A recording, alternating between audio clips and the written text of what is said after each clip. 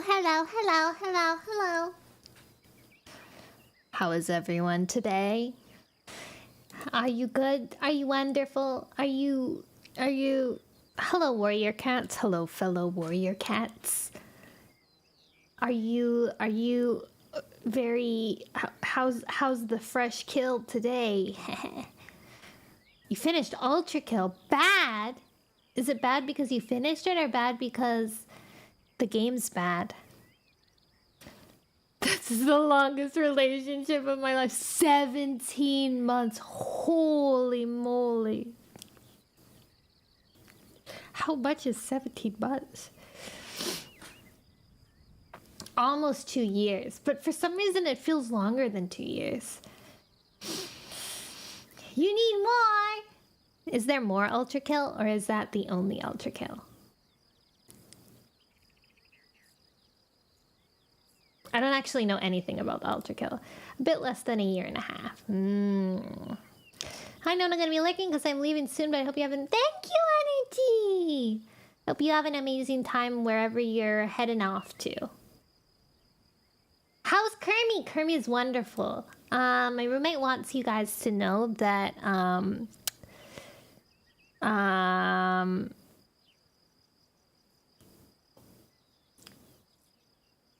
Kermie's warrior cat name is Frogpaw right now, and then when he becomes a warrior, it'll be Frogfoot. That's his warrior cat name. Honey, we haven't really decided yet. I think that Honey Blossom would be a really pretty warrior cat name for her. Yeah, I think, yeah. Because she already has, like, pretty much like the first part of a warrior cat name. Honey Flower. Honey Blossom. Honey Blossom. Honey...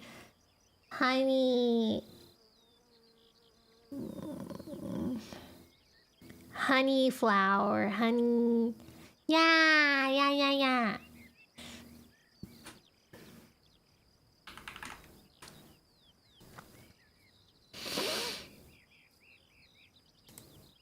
Okay.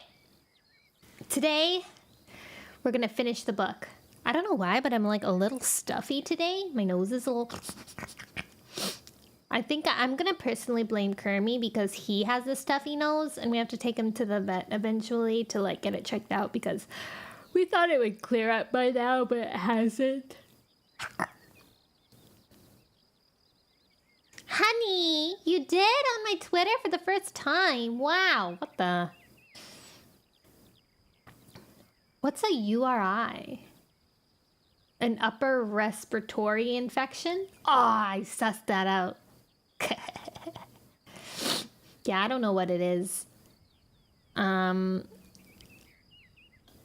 to disappear then, since I didn't catch up yet, and I might never because I always procrastinate about Don't worry. Silver, when we reach series 3, I think you should just listen. You don't even need to listen to anything else. You have enough context already. My best friend in middle school, she got into warrior cats just because of the 3rd series books. So she read them out of order. If he seems congested, you can close the door and run a steamy bath and pat his chest to loosen some gunk. Oh, that's a good info. Yeah, I forgot, Ven, you work at a vet. Yeah, he's got like a stuffy nose and he sneezes a lot. Like, you can see, like, you can kind of hear him, like, not like that, but like, something like that. You can definitely hear it. We call him, Snuffleupagus. Little snurfer. Sneef, sneef. And then he sneezes in our faces. Snort paw, snot paw. Nose paw. Yeah, I was initially worried that actually Honey would catch it, whatever it was, but she hasn't. So I think it's something with him. He's so sweet, and Honey and him are getting along. They're chasing each other around now and playing. It's really cute. I think, was it this morning? I think it was this morning. Honey wanted him to play with her, and they were like in the middle of like a little chasey session, and then he got distracted by the tunnel, and then, hi, Price! ¿Cómo está? Good. I hope you're doing good too. And then he got distracted, and then Honey made this like very sad yowling noise, like she was like, "Whoa," because she wanted to play with him. They love each other. They're almost to the point where I think they can cuddle. Yesterday, Kermit ran up to her and tried to rub his head against hers, but then he lost his confidence like midway through, so he backed off. But soon it'll happen. And he's been trying to like get in the same like cubby as her to sleep with her. So I think that's really good. I love cats, me too. I keep on like imagining them as warrior cats because I'm crazy. But not like imagining them like in the warrior cat thing, but imagining warrior cats and how warrior cats interact with each other. You know, like if a kit was chasing, or like a kit was like bugging an elder or something. Love watching them and can talk about cats all day. Same for doggies. Puppy dogs. All right. We're on chapter 15, page 241 out of 345. So we have 100 pages to get through the day, and then we have finished the fourth book. This is the fourth book, right? Yeah. And then we're on to the fifth book, and then the sixth book. And then we're done. And then we can go on to my favorite series. My favorite series? What do you call it? Right? Because you would say the Warrior Cat series, right? But then what do you call each mini-series? Like the sub-series. What do you call those? Like they have seasons for TV shows. What do they call books? That. Oh yeah, I'm watching the Warrior Cat Saga. Yeah. I'm reading the Warrior Cat Saga right now, and I'm on season 2, episode 4.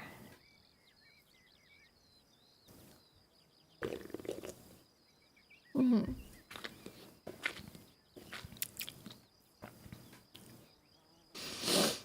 Would you say that? No, you would say like the Warrior Cat Saga, series 2, book 4. Right, I think. Probably. Alright, to watch. Let's go. Wait, no, we have to do the summary. Okay, previously on Warrior Cat Starlight. Let's scroll up. Spider Paw became Spider Leg. They're about to go into their first gathering. Brambleclaw and Squirrel Flight have been kind of like on rocks because Brambleclaw was chattering with Hawkfrost, his stepbro, and then they kind of like seemed polite to each other, and Squirrel Flight was like, "You can't trust him," and then Brambleclaw was like, "He's my brother, my half brother. You don't even know him." And then Squirrel Flight was like, "Yeah, but Leafpaw says he's sassy, and so I believe her." And then he's like, "Wow." And then, so they've been having like a little argument about that. So they haven't been interacting very much. He's kind of sad about it. Cloudtail just teased him about it. Then Brambleclaw had a dream about Hawkfrost and Tiger Star, and they had like a little meeting, and Tiger Star kind of like praised them both. And then Brambleclaw really wanted to chat with Hawkfrost, and now he's going to the gathering, and he's really excited to see Hawkfrost there.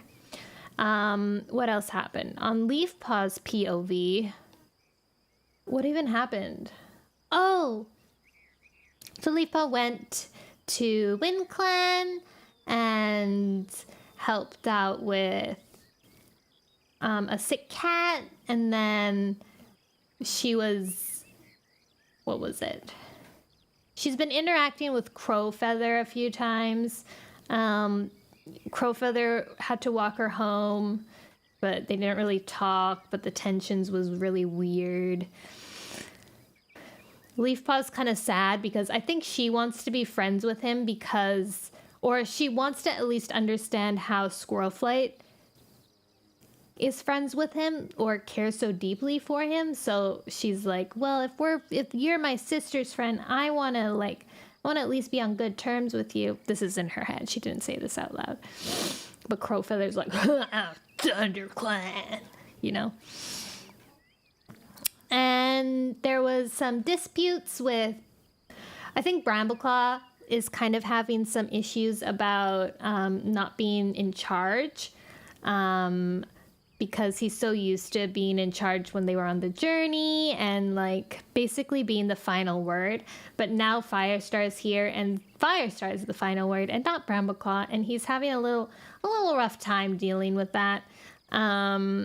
So there was a dispute at the Shadow Clan border, and Firestar was like, yeah, they decided that was the border, so that's the border.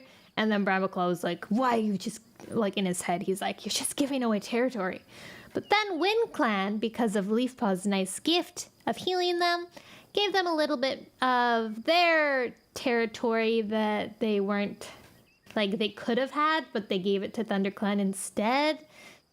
So it's a win-loss kind of situation. In the end, they got pretty much the same anyways, so yeah. It was 2 weeks and I love these. And I think that's pretty much what happened last time. It was a short reading last time because we had to pick up Kermie. Today's officially his 1 week anniversary of when we adopted him. So that's quite exciting. Somehow it feels longer, but it hasn't been. Okay. Let us begin. So last time it was just Brambleclaw being excited that he was going to see his half-brother again at the gathering. Chapter 15. The sun had gone down, but the horizon still blazed with scarlet when the ThunderClan cat set out. While he was waiting for Breakenfur to go through the tunnel in the barrier of thorns, Brambleclaw realized that Squirrelflight had slipped up to his side. Hi there, she meowed. She sounded friendly but uncertain, as if she weren't sure what his reaction would be. Are you okay? You've been in a dream all day. Brambleclaw winced. The memory of his meeting with Tigerstar and Hawkfrost filled his mind so strongly that when he shut his eyes, he could still almost feel the brush of his half-brother's fur against his flank. He longed to respond to the affection in Squirrelflight's green gaze, but she was the last cat he could tell about his dream, given her feelings about the RiverClan warrior. He scuffed his paws on the earth. I didn't sleep well last night, that's all. Squirrelflight narrowed her eyes, clearly guessing there was something he wasn't telling her. Keep secrets if you want, she sighed. See if I care. Whisking around, she pushed through the tunnel behind Breakenfur. Squirrelflight, wait! Brambleclaw raced after her, furious with himself for seeming to reject her attempts to be friends again. When he burst out at the other end of the tunnel, she was padding away with Leafpaw, their heads bent close together. Though he called her name again, she didn't turn to look at him. Sorreltail was the last of the warriors to emerge from the tunnel. Breakenfur had been waiting to check that they had all the cats who were meant to be coming to the gathering. As she went past, Breakenfur stretched out his muzzle to touch her ear tip. Hey, Sorreltail, he murmured. I'm glad you're coming. The young tortoiseshell warrior blinked at him and let out a purr. Yo! Their romance is afoot! Firestar led his clan uphill to the place where they could cross the stream by the stepping stones, then followed the stream down to the lake shore. If we go on gathering near the horse place, he meowed, we must make sure WindClan understands we'll have to cross their territory every full moon. That shouldn't be too difficult, Cloudtail muttered to Dustpelt. The brown tabby warrior grunted. True. We could probably charge straight through the Wind Clan camp without any of their warriors lifting a paw. That's not fair, Sorreltail protested. One Whisker would defend his camp as fiercely as any warrior. Dustpelt and Cloudtail exchanged a glance. Brambleclaw could tell they weren't convinced. The cats padded along the edge of the lake. The water grew darker as the scarlet faded from the horizon and the first stars appeared. Brambleclaw found his gaze dragged back more than once to where Squirrelflight and Leafpaw walked side by side at the back of the group. He was comforted by the fact that at least she wasn't with Ashfur, who was talking to Rain Whisker and Cinderpelt. Brambleclaw thought that the young gray warrior paid far too much attention to Squirrelflight. By the time they were nearing the two-leg horse place, the full moon had floated away from the trailing wisps of cloud and was flooding the lake and its shore with its pale silver light. Just before they reached the fence, one Whisker appeared on the brow of the hill above them, flanked by several of his clanmates. Brambleclaw was surprised to see that Mudclaw was with him, but there was no sign of the new deputy, Ashfoot. Hi, Momo! Thank you so much for the raid! Yeah, hello! Hello! How are you? How was your stream? Oh, where's my... Why isn't my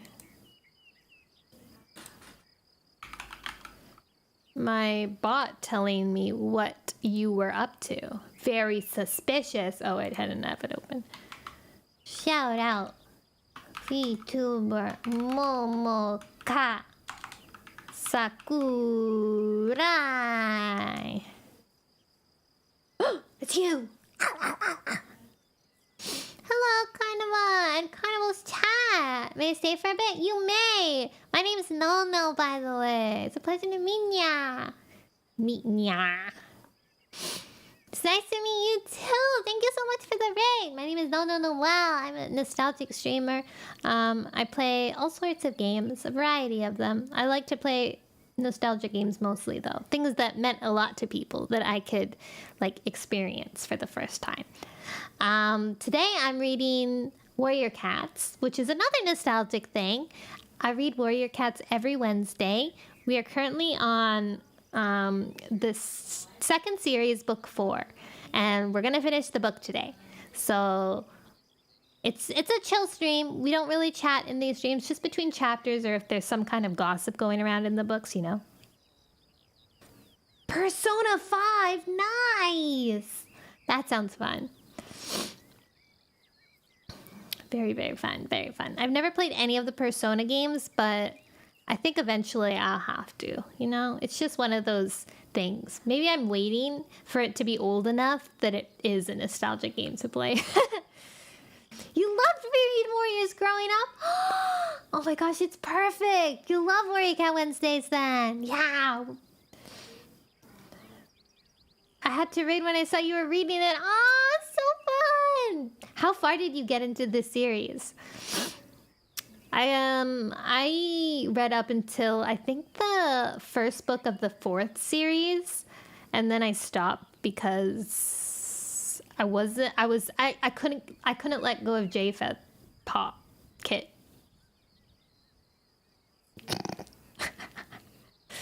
Spoilers. I'm a complete cat girl through and through. Me too. Me too.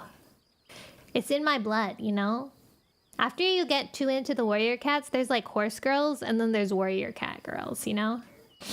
It's just a phase, but it never goes away. It's in your blood.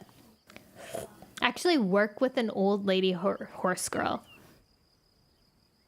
She has like a horse girl shirt and a horse girl necklace, and like she has horses, and then her mug is like it has like a horse on it, but then it's like it has one of those like quotes on it, like the thermos part that's like inspirational about horses. Yeah. Oh, I stopped in the second set of books. I can't remember exactly. Oh, well, we are on the second set of books, on the 5th book, so maybe you'll recognize a little bit. All right, I'm going to continue reading. I usually don't pause in between chapters, usually, but I'm making an exception because you're cute. Okay, let us continue. I like your motto, Veil Neapolitan ice cream mask.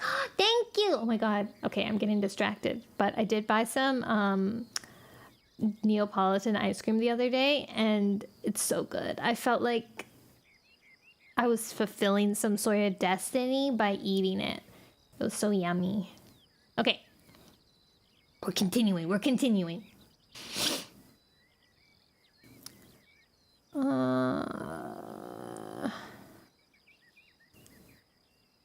Oh, here we are. Cannibalism. No! Your tummy just growled. Eat some Neapolitan. Well, thank you so much for reading the series and bringing back the wholesome nostalgia. Thank you! Make sure you get some rest. No need to hang out, but if you want something to laid back and chill to listen to today, then I'm here for you. Firestar stopped and waited for the Wind Clan cats to catch up, greeting one Whisker with a friendly purr. Although the two leaders walked side by side, the warriors behind them stayed with their own clanmates. Brambleclaw spotted Crowfeather and waved his tail to catch his attention, but instead of padding over to greet him, Crowfeather just acknowledged him with a brief nod. Suddenly, Firestar raised his tail for them to halt. Brambleclaw padded quietly forward to find out what was going on. He paused to taste the air, and his neck fur began to rise when he made out the scent of strange cats. More kitty pets? He muttered to Crowfeather. The Wind Clan warrior bristled. His ears pricked. Brambleclaw followed his gaze and spotted a tiny movement in the grass on the other side of the two-leg fence. A moment later, two cats emerged. The first was a muscular gray and white Tom. He glared at them through the fence with his lips drawn back in a snarl. "Who are you and what do you want?" he demanded. Mudclaw and Cloudtail both sprang forward, ready for battle, but Firestar waved them back with his tail. "We're not looking for trouble," he meowed. "We have come to live near here." "There's so many of you!" The second cat, a queen with long, creamy fur, exclaimed, her eyes wide with surprise. Her heavy round belly showed that she was expecting kits. Actually, there are more than this," one Whisker told her. "But Firestar's right. We won't bother you." "Provided you don't bother us," Mudclaw snarled. The strange Tom fluffed up his neck fur. "Set one paw inside this fence." "Why would we do that?" Squirrelflight asked, pushing forward with a gleam of curiosity in her green eyes. "We don't live with 2 legs." "2 legs?" The long-furred queen looked bewildered. "The pink creatures who walk on their hind legs," Brambleclaw explained. On their journey to meet Midnight, they had discovered that not all cats used the same words. "They live in red stone nests like the one over there," he added, gesturing with his tail to the 2-leg nest on the other side of the horse place. "Oh, you mean the no-furs," mewed the queen. "We don't live with them either. We live in the stable with the horses." Brambleclaw tipped his head to one side, puzzled. It sounded as if these 2 cats were loners, like Barley and Ravenpaw, who lived in a barn near the old territory. But he couldn't imagine any cats wanting to live this close to a 2-leg nest unless they were kitty pets, let alone make their home where they could be crushed under the horse's huge feet. The gray and white Tom twitched the tip of his tail. "Move on," he ordered. "We don't want you here." "There's no need to be unfriendly," Squirrelflight protested, while Mudclaw unsheathed his claws and sank them into the grass.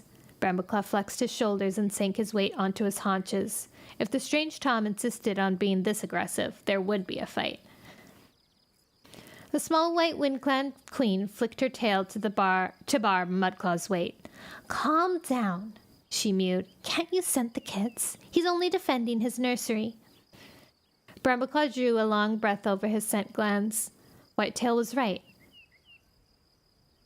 There were more cats here than the 2 they could see, including kits. The cream-brown she-cat looked impressed. "There is another cat living here," she meowed. "Floss had her kits yesterday. These cats are okay," she added, butting her companion in the shoulder. "I don't think we need to worry about them." "None of us would hurt kits," Firestar promised. The tomcat took a step back, his neck fur beginning to lie flat. "Make sure you don't," he rasped. He half turned away, then glanced back. "I'm Smokey, and this is Daisy." And you might want to know that there's a dog in the nest with the no furs. Small, black and white, very yappy. They usually keep it inside, but sometimes it gets loose. Thanks, Firestar replied. We'll keep a lookout. Smokey nodded curtly and padded off, jerking his head for Daisy to follow him. She hesitated a moment longer before going after him. Her pale fur faded quickly into the darkness. Goodbye, Squirrelflight called. See you again sometime. The clan cat set off again, skirting the fence and following the line of the shore until they reached the clump of trees where they had made their temporary camp. ShadowClan and RiverClan were already there, and almost the first cat Brambleclaw spotted was his sister, Tawny Pelt. As he headed over to see her, Rainwhisker bounded past him to greet a young warrior from RiverClan. Hi, Shallowtail. How's the prey running? The dark tabby she-cat flicked an awkward glance toward her clan leader, Leopardstar, who was sitting a couple tail lengths away.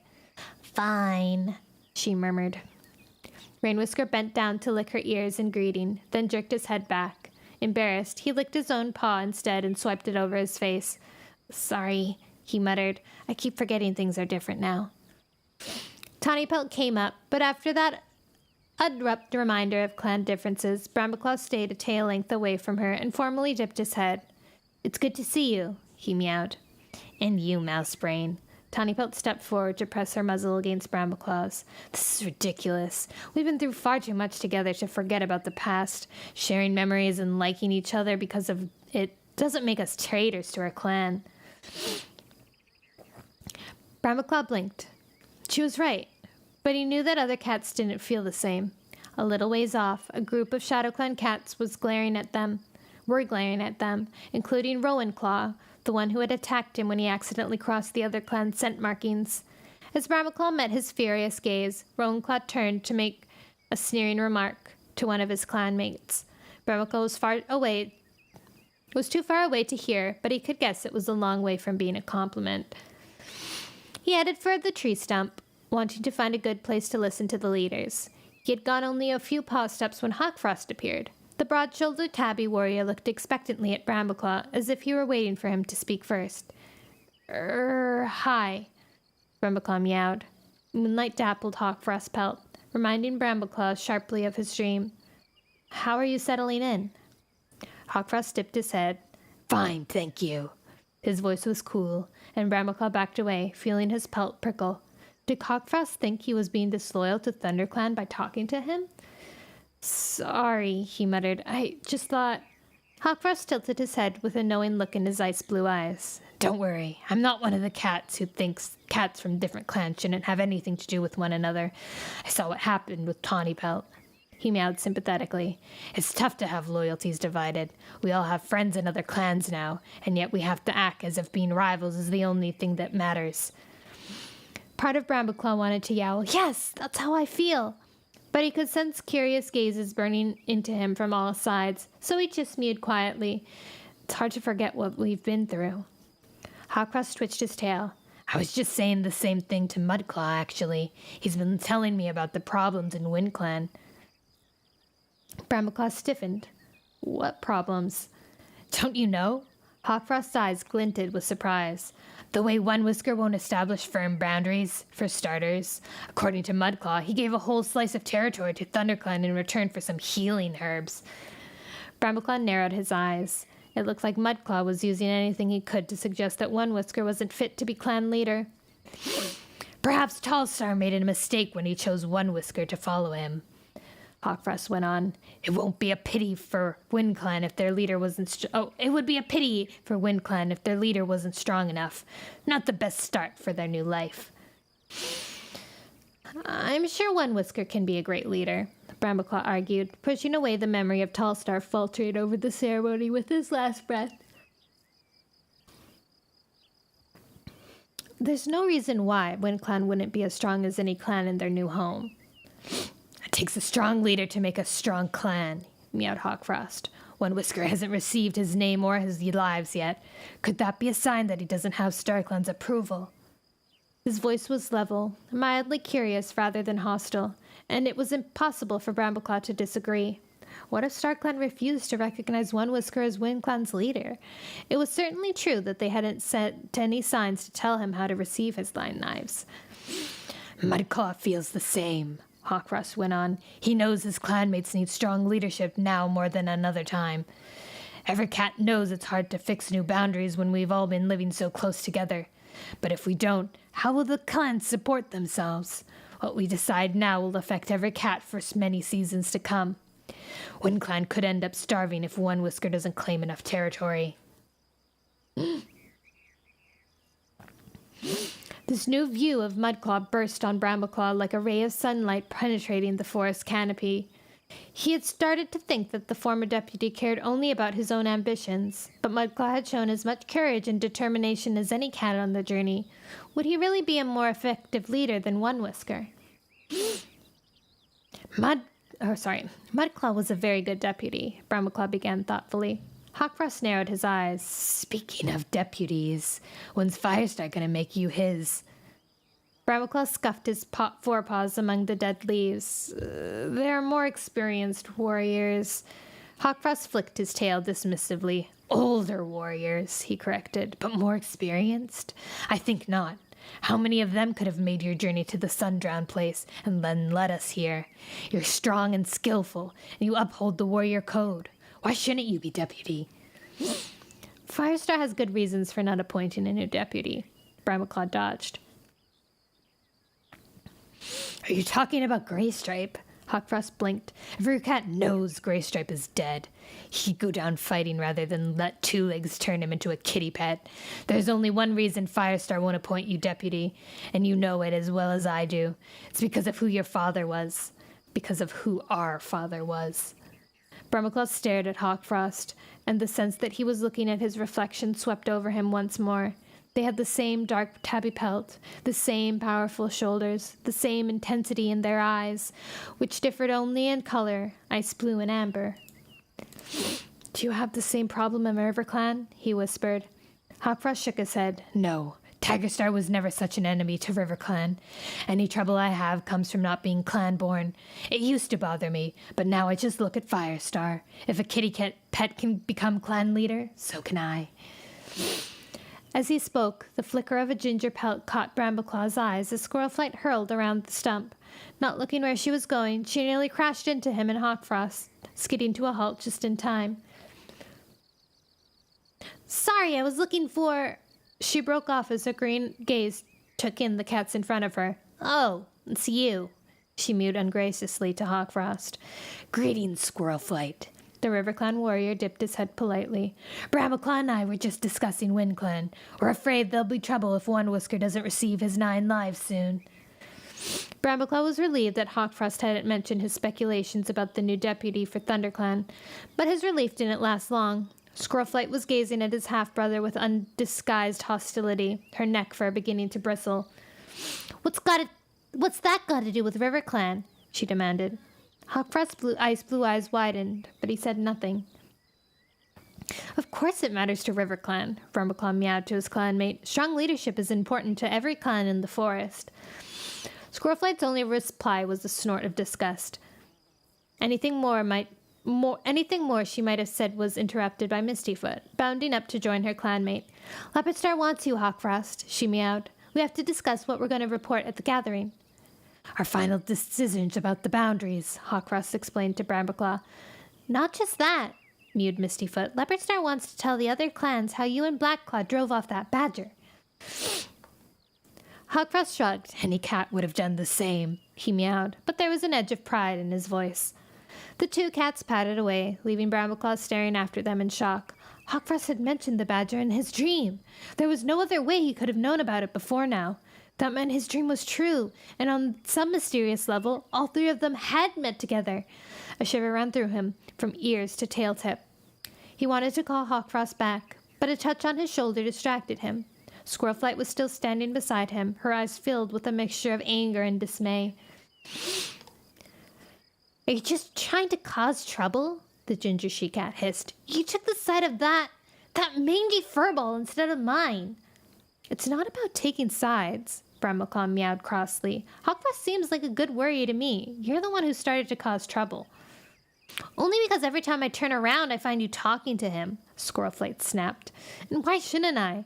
Brambleclaw felt the fur on his neck begin to rise. Hawkfrost's my brother. Can't you see that makes me want to get to know him better? And we're here at a gathering, in case you hadn't noticed. We're supposed to be discussing things with cats from other clans. I can't believe you're so rude to Hawkfrost.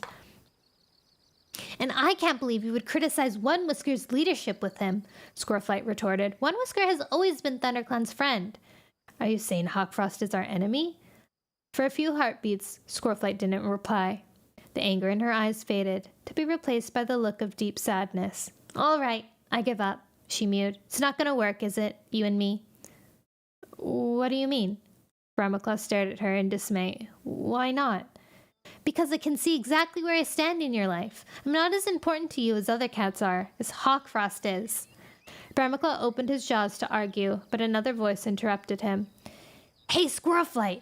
I've saved you a place over here. It was Ashfur, signaling from a few fox lengths away. Squirrelflight gave Brambleclaw a last long look, anger and sadness battling in her gaze, then stalked away to join the gray Tom. Oh, snap. Brambleclaw leaped after her. Squirrelflight, wait! I'd never choose another cat over you. But she didn't look back, and there was no way Brambleclaw was going to chase her all the way over to Ashfur. He wasn't about to give the young warrior the satisfaction of watching them fight. Behind him, Blackstar jumped up onto the tree stump and called for attention. As the cats gathered round, Brambleclaw saw Hawkfrost gazing curiously at him. He didn't want to talk about the dream now. Whatever Squirrelflight said, no cat was more important than her, and he couldn't think about anything except for the way she was sitting next to Ashfur, the gray warrior bending down to murmur something in her ear. Brambleclaw stared past Hawkfrost into the shadows at the edge of the clearing, waves of loss and disbelief surging around him like the churning, choking water of the sun-drowned place. Bros uplifting bros. Thank you so much for the follow, otherworldly patron. Warrior Cat Wednesday, Warrior Cat Wednesday. And I did see a highlight from Mika. Uh-oh, it's the love triangle. The love triangle. Yeah, Brambleclaw, you gotta step up or you're gonna lose your girl to Ashfur. He's ready to swoop in. He's gonna swoop in if you just let her go like that.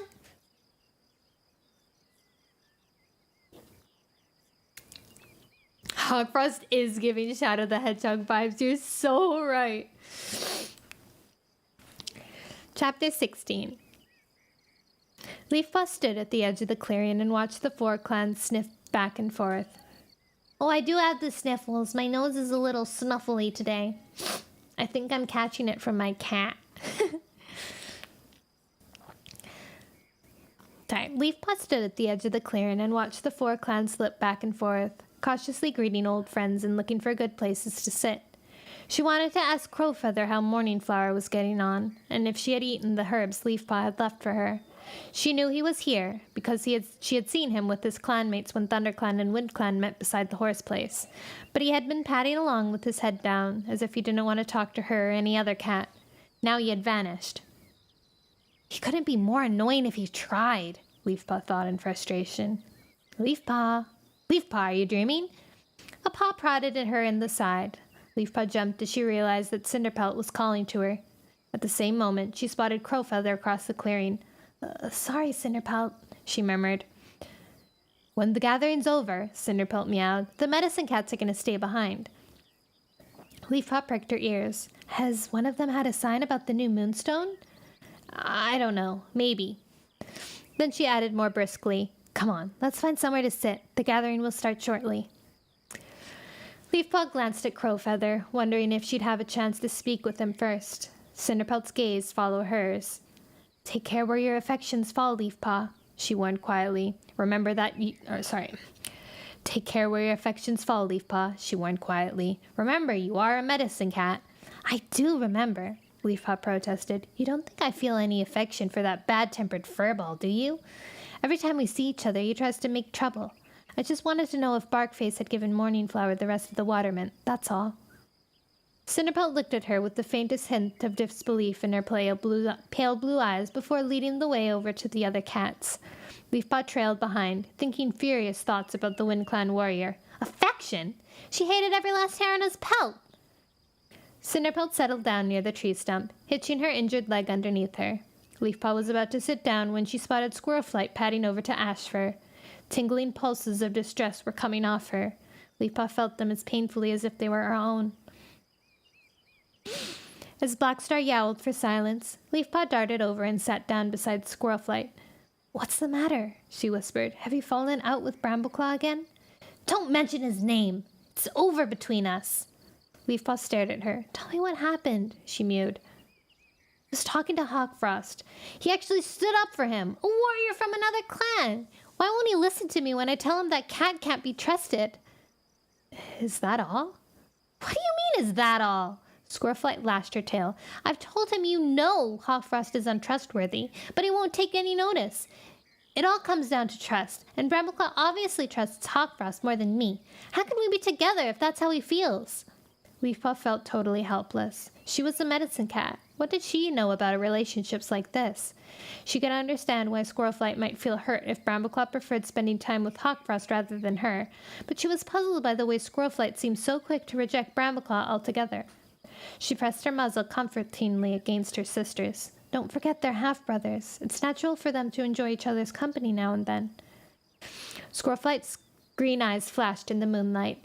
"This is about trust. I don't care that Tigerstar was their father. This is about much more than shared blood." Blood. The word echoed in Leafpaw's ears, and she recoiled. Blood will spill blood. The lake will run red. She had forgotten about the terrible dream, but now it flooded back into her mind, the water lapping thick and slow like a seeping wound. What did it mean? Whose blood would be spilled? She looked around for Cinderpelt, desperate to ask her about it, but Firestar, Blackstar, and Leopardstar were standing on the tree stump, ready to begin. Leafpaw had to settle down beside her sister, trying to send wordless comfort to her through the warmth of her fur. One Whisker ran over to the stump, but when he tried to leap up, his paw slipped and he fell back awkwardly. There wasn't room for 4 cats to stand up there all together. Firestar and Leopardstar exchanged an uncomfortable glance, but Blackstar meowed roughly. "Stay down there, One Whisker. We must get on with the gathering." One Whisker sat among the roots and bent his head to lick his ruffled fur on his chest. "It looks as if he isn't a popular leader," Squirrelflight mewed. "Thank you so much for the raid, Riptar!" "Art! Nice! Making follower emotes. Oh, that's so nice! Thank you so much for the raid! I hope you had a wonderful stream. I hope you got lots of work done. I'm in the middle of reading Warrior Cats. But hello, my name is Noel.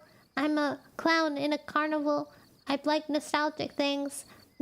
That's why we're reading Warrior Cats. A nostalgic book." Riptar raid! Riptar raid! I'm gonna keep reading, but I am gonna read what Momoka said. I may not have gotten very far into the Warrior series, but I was all over the Warrior Cats animation. Oh my gosh, so real. There's nothing that hits harder than the animations of Warrior Cats on YouTube.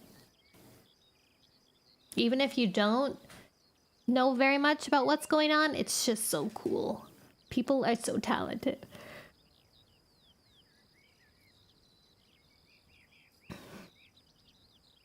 Where were we?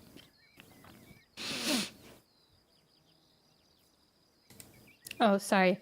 "It looks as if he isn't a proper leader," Squirrelflight mewed. "I know," Leafpaw agreed quietly. "The sooner we find another moonstone, the better, so he can receive his 9 lives in his name." Blackstar addressed the gathering first. "As we agreed before, we have set our boundary markers along the small thunderpath leading to the lake," he announced. "Leopardstar, I hope this suits you." His gaze bored into the RiverClan leaders as if he were daring her to argue. Leopardstar dipped her head. "Perfect, thank you, Blackstar."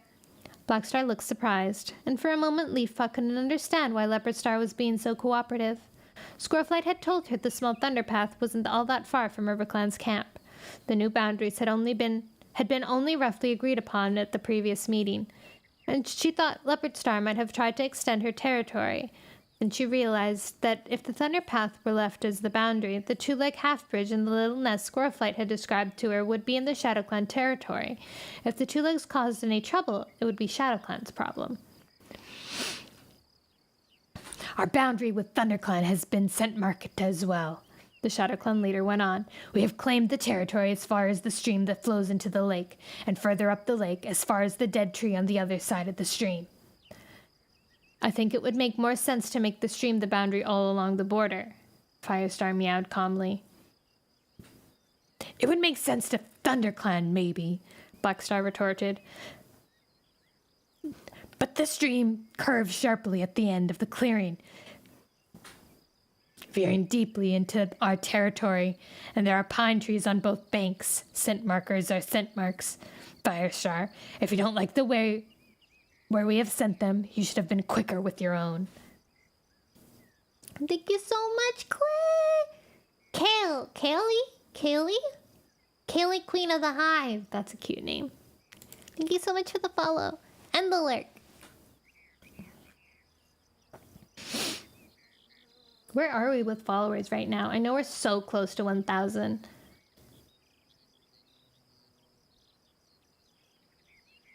The ThunderClan leader gave Blackstar a long look. At last he bent his head. Very well, he mewed.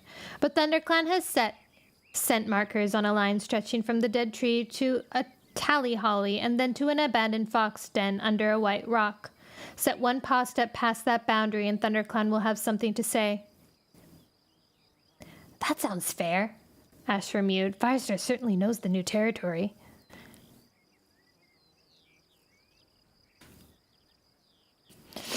For our other border, Firestar went on, looking down at One Whisker, I suggest we stick to our first idea of using the stream that runs at the bottom of the hill.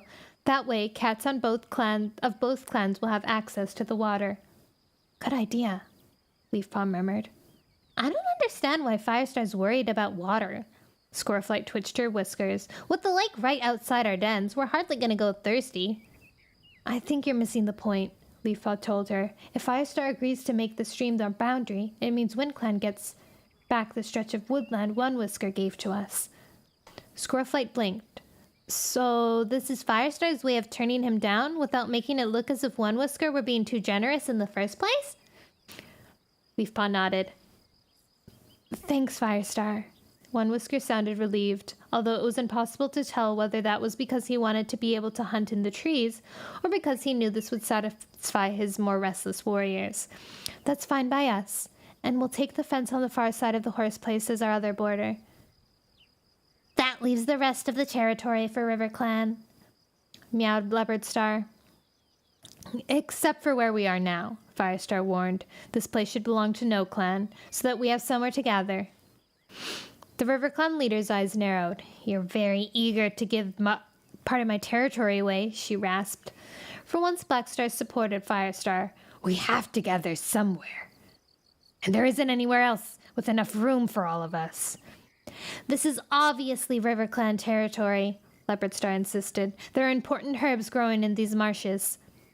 Firestar touched her shoulder with his tail. Leopardstar, our medicine cats hope that StarClan will show us a better place to gather. Give up your claim for now, and maybe by next full moon you'll be able to treat this all as your own. Leopardstar hesitated, then responded with a curt nod. For now, RiverClan will let the 4 clans gather here, she meowed, but if there is no sign from StarClan within 2 moons, we will have to think again. Firestar went on to tell the other clans how ThunderClan was settling in, proudly adding that they had already made a new warrior. Spiderleg keeps vigil tonight, he finished. Spiderleg, sorry.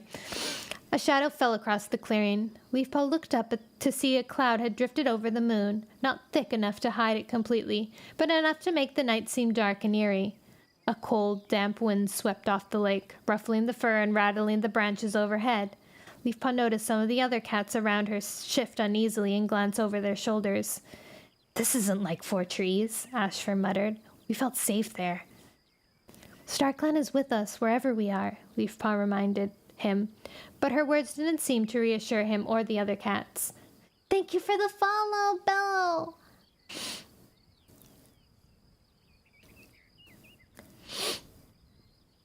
One Whisker, Firestar prompted. Do you have anything to report? Come up here so we can all hear you. He jumped down so One Whisker could take his place on the stump. We're settling into our camp, One Whisker began. Speak up! We can't hear you! The testy interruption came from Heavy Step, a River Clan elder. And you won't if you don't keep quiet. And you won't if you can't keep quiet. To Leafpaw's surprise, it was Mudclaw who sprang up to defend One Whisker. Listen to what our leader has to say. Huh. Heavy Step shot a baleful glare at Mudclaw, but said nothing. One Whisker started again. 2 of our elders are ill, but they are making good recovery. We thank ThunderClan for the help they sent us. You shouldn't have mentioned that, Leafpaw whispered in Squirrelflight's ear. It makes it sound as if WindClan can't cope without ThunderClan. Maybe they can't, Squirrelflight muttered dryly. Over Squirrelflight's shoulder, Leafpaw glimpsed something moving in the shadows under the tree. Her pelt prickled with a sense of danger close by. The other cats noticed it too, and half the cats sprang to their paws with their claws extended as 2 lithe shapes slid out of the darkness. Foxes! They crept closer, undaunted by the number of cats in the clearing. Leafpaw saw the gleam of their teeth as they drew their lips to snarl. With a fierce yowl, Dustpelt hurled himself at one of them. The fox whirled around, snapping at him, but Dustpelt was too fast, clawing its side and darting away out of range of the pointed snout.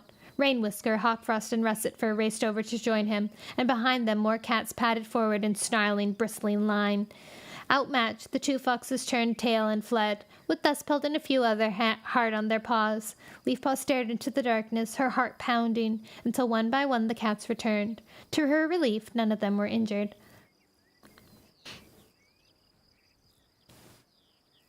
Dustpelt padded up to the tree stump, flexing his claws. They won't be so curious next time. 1 or 2 cats congratulated him, but most were still uneasy, peering into the shadow as if they expected the foxes to come back. Leafpaw looked up at the sky, clearly visible above the sparse thicket of trees, and wished desperately that they could be back at 4 Trees. They had felt safe there, under the shelter of the 4 giant oaks, knowing their warrior ancestors had trodden the same ground for uncountable seasons. There was no sign that their ancestors had ever walked in this place. Right! Blackstar meowed. Let's end this gathering and get home before anything else happens, unless any other cat wants to speak. There was no reply. The cats began dividing up into their clans. There was none of the usual gossip and leave-talking. Every cat wanted to be on their way quickly. I have to stay behind, Leafpaw told Squirrelflight. There's a meeting of medicine cats. Will you be okay? Squirrelflight asked. Those foxes might be back. Would you come back if Dustpelt had clawed you? Squirrelflight brushed Leafpaw's ears with the tip of her tail. Fair point, but be careful all the same. Ashfur was waiting for her, and the 2 cats raced off side by side towards the lake. For once, Squirrelflight didn't wait to see where Brambleclaw was. Leafpaw saw the tabby warrior a moment later, and had stopped to watch Hawkfrost gathering some RiverClan cats together. With an icy feeling in her fur, Leafpaw wondered if Squirrelflight was right when she accused him of being obsessed with his kin. She felt a light touch on her side. Mothwing was standing next to her. Come on, we're meeting over there. Briefly, Leafpaw held her back with a wave of her tail. Are your elders okay? She asked in a low voice. Guilt flooded into Mothwing's eyes. Yes, but I'm so sorry, Leafpaw. I should have checked that water more carefully. It wasn't your fault. Leafpaw brushed against her comfortingly. How could you smell the water when you were covered in mouse bile? Everything's fine now.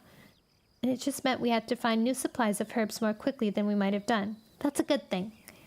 Mothwing didn't look convinced. She led Leafpaw to the brambles where the medicine cats had met before, when they first arrived at the lake. Cinderpelt and Barkface were already crouched on a bed of dried leaves, dry and sheltered by the wind-ruffled branches. Mothwing and Leafpaw crept in to join them, and a moment later Little Cloud appeared. If there's any more wandering foxes, they won't find it easy to get us here, he remarked as he ducked underneath a bramble to sit beside Cinderpelt. Barkface, as the oldest medicine cat among them, began the meeting. That incident with the foxes made it clear that we need a better place to gather. We also have to find somewhere like the Moonstones where we can share tongues with StarClan. Have any of you had a sign? All the cats shook their heads. The Moonstone is more urgent, Cinderpelt pointed out. Unless Leopardstar changes her mind, we don't need to worry about a gathering place for another moon. But One Whisker needs his name and his 9 lives now. StarClan knows what we need, Little Cloud murmured. Perhaps they're trying to tell us and we're not recognizing their signs?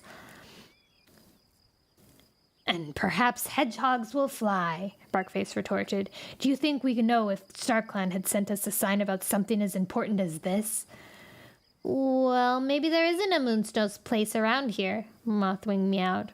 Leafpaw winced as Barkface gave her friend a withering look. If there isn't, then this is not the place that StarClan intended us to stay. Do you want to tell all the clans that they have to move somewhere else? Mothwing looked down at her paws. All the same, Cinderpelt meowed. That might be exactly what we have to do if we don't have a sign soon. The clans cannot survive without a place to share tongues with StarClan. Perhaps this isn't where StarClan meant us to be after all, Little Cloud ventured quietly. Barkface curled his lips. If we tell the other clans they have to leave, many cats will refuse. What would we do then? Gilt nodded at Leafpaw. Her sister had been among the cats who had led the clans through the mountains to this place, and she had been the one to interpret the sunlight reflected in the lake as a sign that StarClan was waiting for them. Had they been wrong all along? Perhaps StarClan wants us to go and look for signs? She suggested. Cinderpelt nodded. You could be right, Leafpaw. We must keep a careful watch until we meet at the half moon. And us patrols to keep a lookout for tunnels like Mothermouth, Barkface added. If they find anything, their medicine cat can send a message to the rest of us. Good idea, mewed Cinderpelt. If that's all, we might as well go home, Barkface rasped. I just want to thank Leafpaw for the help she gave our old elders when they were sick. They're doing fine now.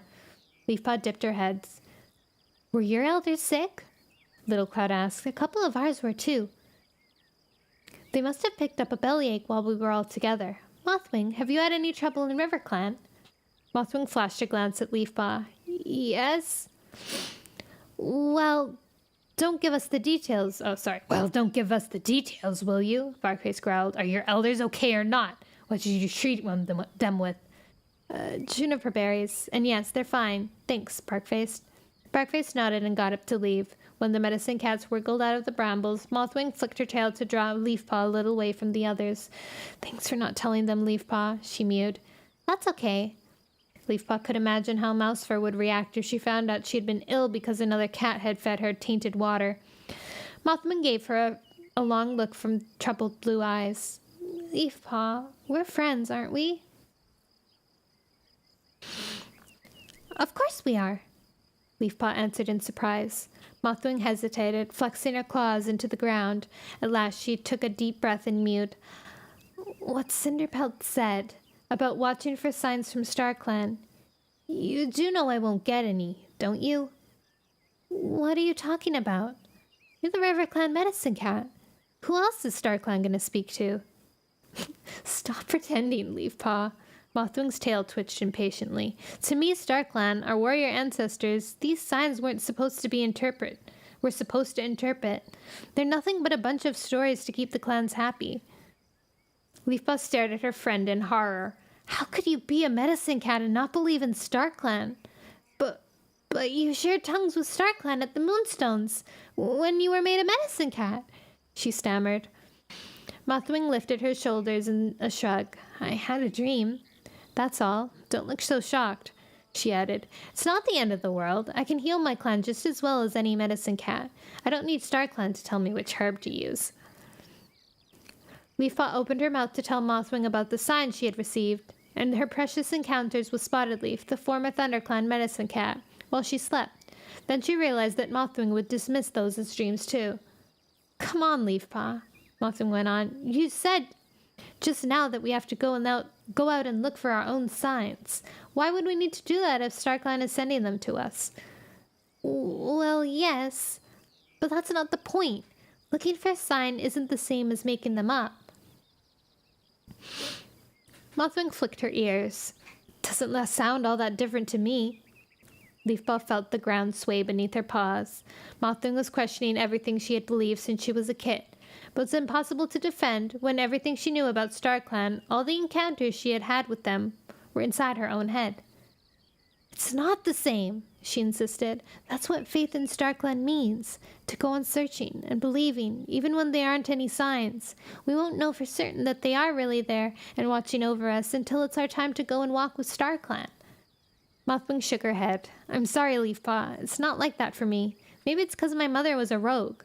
I can be loyal to RiverClan. I can be a loyal RiverClan cat without believing all the myths about our warrior ancestors. But what about your Mothwing sign? Leafpaw prompted. At first, Mothwing had struggled to be accepted as a medicine cat because her mother had not been a clanborn. When she was still being considered as an apprentice, Mudfur, the previous RiverClan medicine cat, had found a moth's wing lying outside his den. He had taken it as a sign from StarClan that Mothwing was the right cat to succeed him, and she had begun her apprenticeship. You can't say that didn't come from StarClan, Leafpaw insisted. The moth's wing? There was a flash of something like fear in Mothwing's eyes. That was... Leafpaw, are you coming? Cinderpelt called. Leafpaw waved her tail in reply. She wanted to hear what Mothwing was about to tell her, but the RiverClan cat turned away. Cinderpelt wants you, she meowed. I'll see you at the next half moon. Before Leafpaw could say anything, she bounded away. Leafpaw padded over to join her mentor as they made their way back to the lake shore. Mothwing didn't believe in StarClan. She had always known Mothwing struggled with some parts of being a medicine cat, but she had thought it was just because she found it hard to learn all the different healing herbs. She had never dreamed her friends simply didn't believe in their warrior ancestors. Every hair on Leafpaw's pelt stood on end. Should she tell Cinderpelt? Would it make any difference? Fear stalked her like a fox's another. Even more dreadful thought came to her. Had StarClan been silent because they knew that one of the medicine cats didn't believe in them? Was Mothwing's lack of faith putting all 4 clans in danger of losing their new home? Leafpaw let out a long sigh. Is everything okay? Cinderpelt asked. Leafpaw gulped. She didn't want her mentor to start asking questions about Mothwing. Yes, fine, thanks, she replied. That sigh wasn't anything to do with a certain WindClan warrior, was it? Leafpaw blinked. No, it wasn't, she retorted. Nothing to do with a certain WindClan warrior at all. Cinderpelt's eyes glinted, but she didn't say anything more. Leafpaw gazed at the starshine reflected in the lake and forced herself to see it was Mothwing's eyes, as nothing more than specks of light. A shiver rippled through her from whisker to tail tip. No! She had to trust that her warrior ancestors had meant the clans to come to this place. StarClan, show us we're meant to be here, she prayed. But if any of the shining spirits replied, she did not hear them. Nani? Ew! Yeah, you won, Mama! Nice! You can use those to decorate your pop cup. Your little pop cup on the bottom of the screen here. Chapter 17.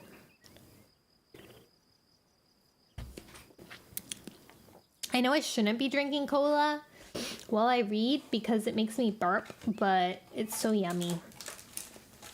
And I hadn't had any in a long time. A long time.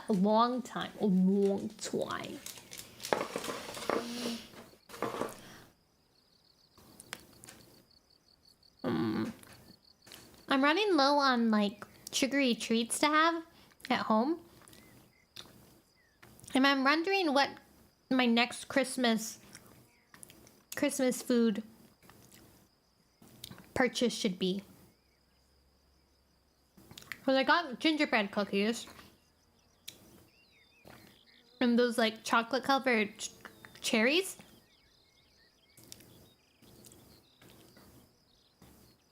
But maybe I should... What should my next one be? Maybe like something mint? Like for the peppermint season? Also, I wonder why mint is so strongly associated with Christmas. Like, why is it peppermint? No, they're not! They're delicious! They're scrumptious!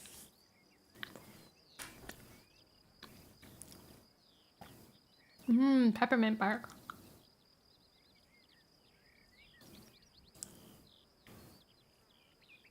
You guys are crazy.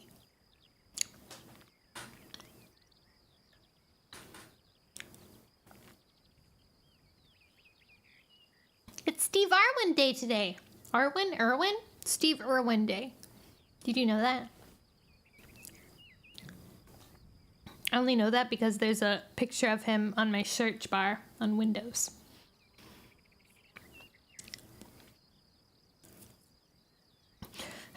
Call me Mothman because I don't believe those cherries are good.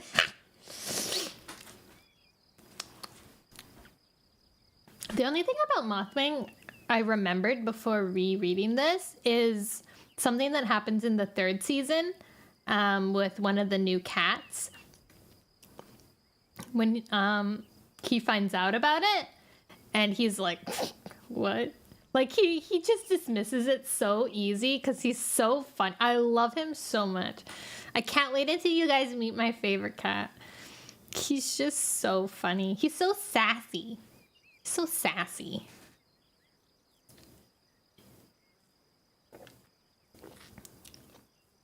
All right.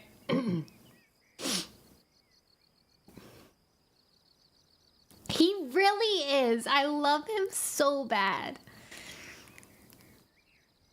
Sassy little boy. I hope I forget if in the 4th series he's still a POV. I think he might be, right? Sorry, I just need to look this up real quick. Warrior Cats 4.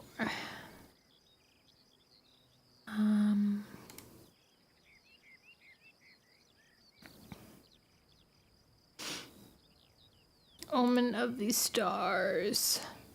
Not sure. Stopped halfway in the 3rd. I can't you stopped halfway through the...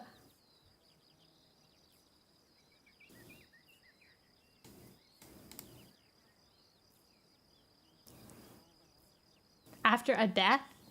A particular death? Was it a death around...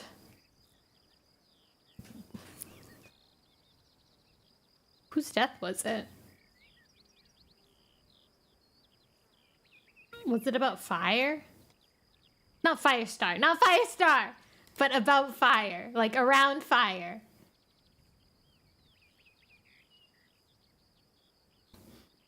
The Dark Forest War.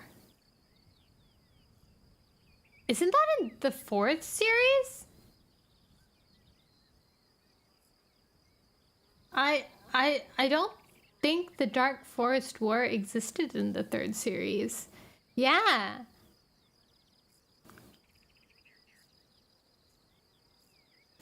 I mean, one of the 3... Yeah. I think I know whose death you're actually talking about, though. You don't remember the 3rd? The 3rd series is my favorite, and you don't even remember it? Holy... The 4th Apprentice. Oh, heck yeah! Okay, he's still a main cat in the 1st, in that book at least. Let me see. Sorry, I have to look it up. Yes. Cool. Nice. Awesome. Okay, let's continue then. I have to be heading out, meow, since it's dinner time for me, but I really enjoyed the wholesome stay here. Thank you so much for the lovely narrating and one of my love child this series. I appreciate with passion staring, and that's so sweet. Thank you so much, Momoka. Have a lovely dinner. Hope you have a lovely rest of your night, and I hope to see you again soon. Let me give you a follow, actually. Guys, go follow Momoka for being so cute and sweet and a cat lover.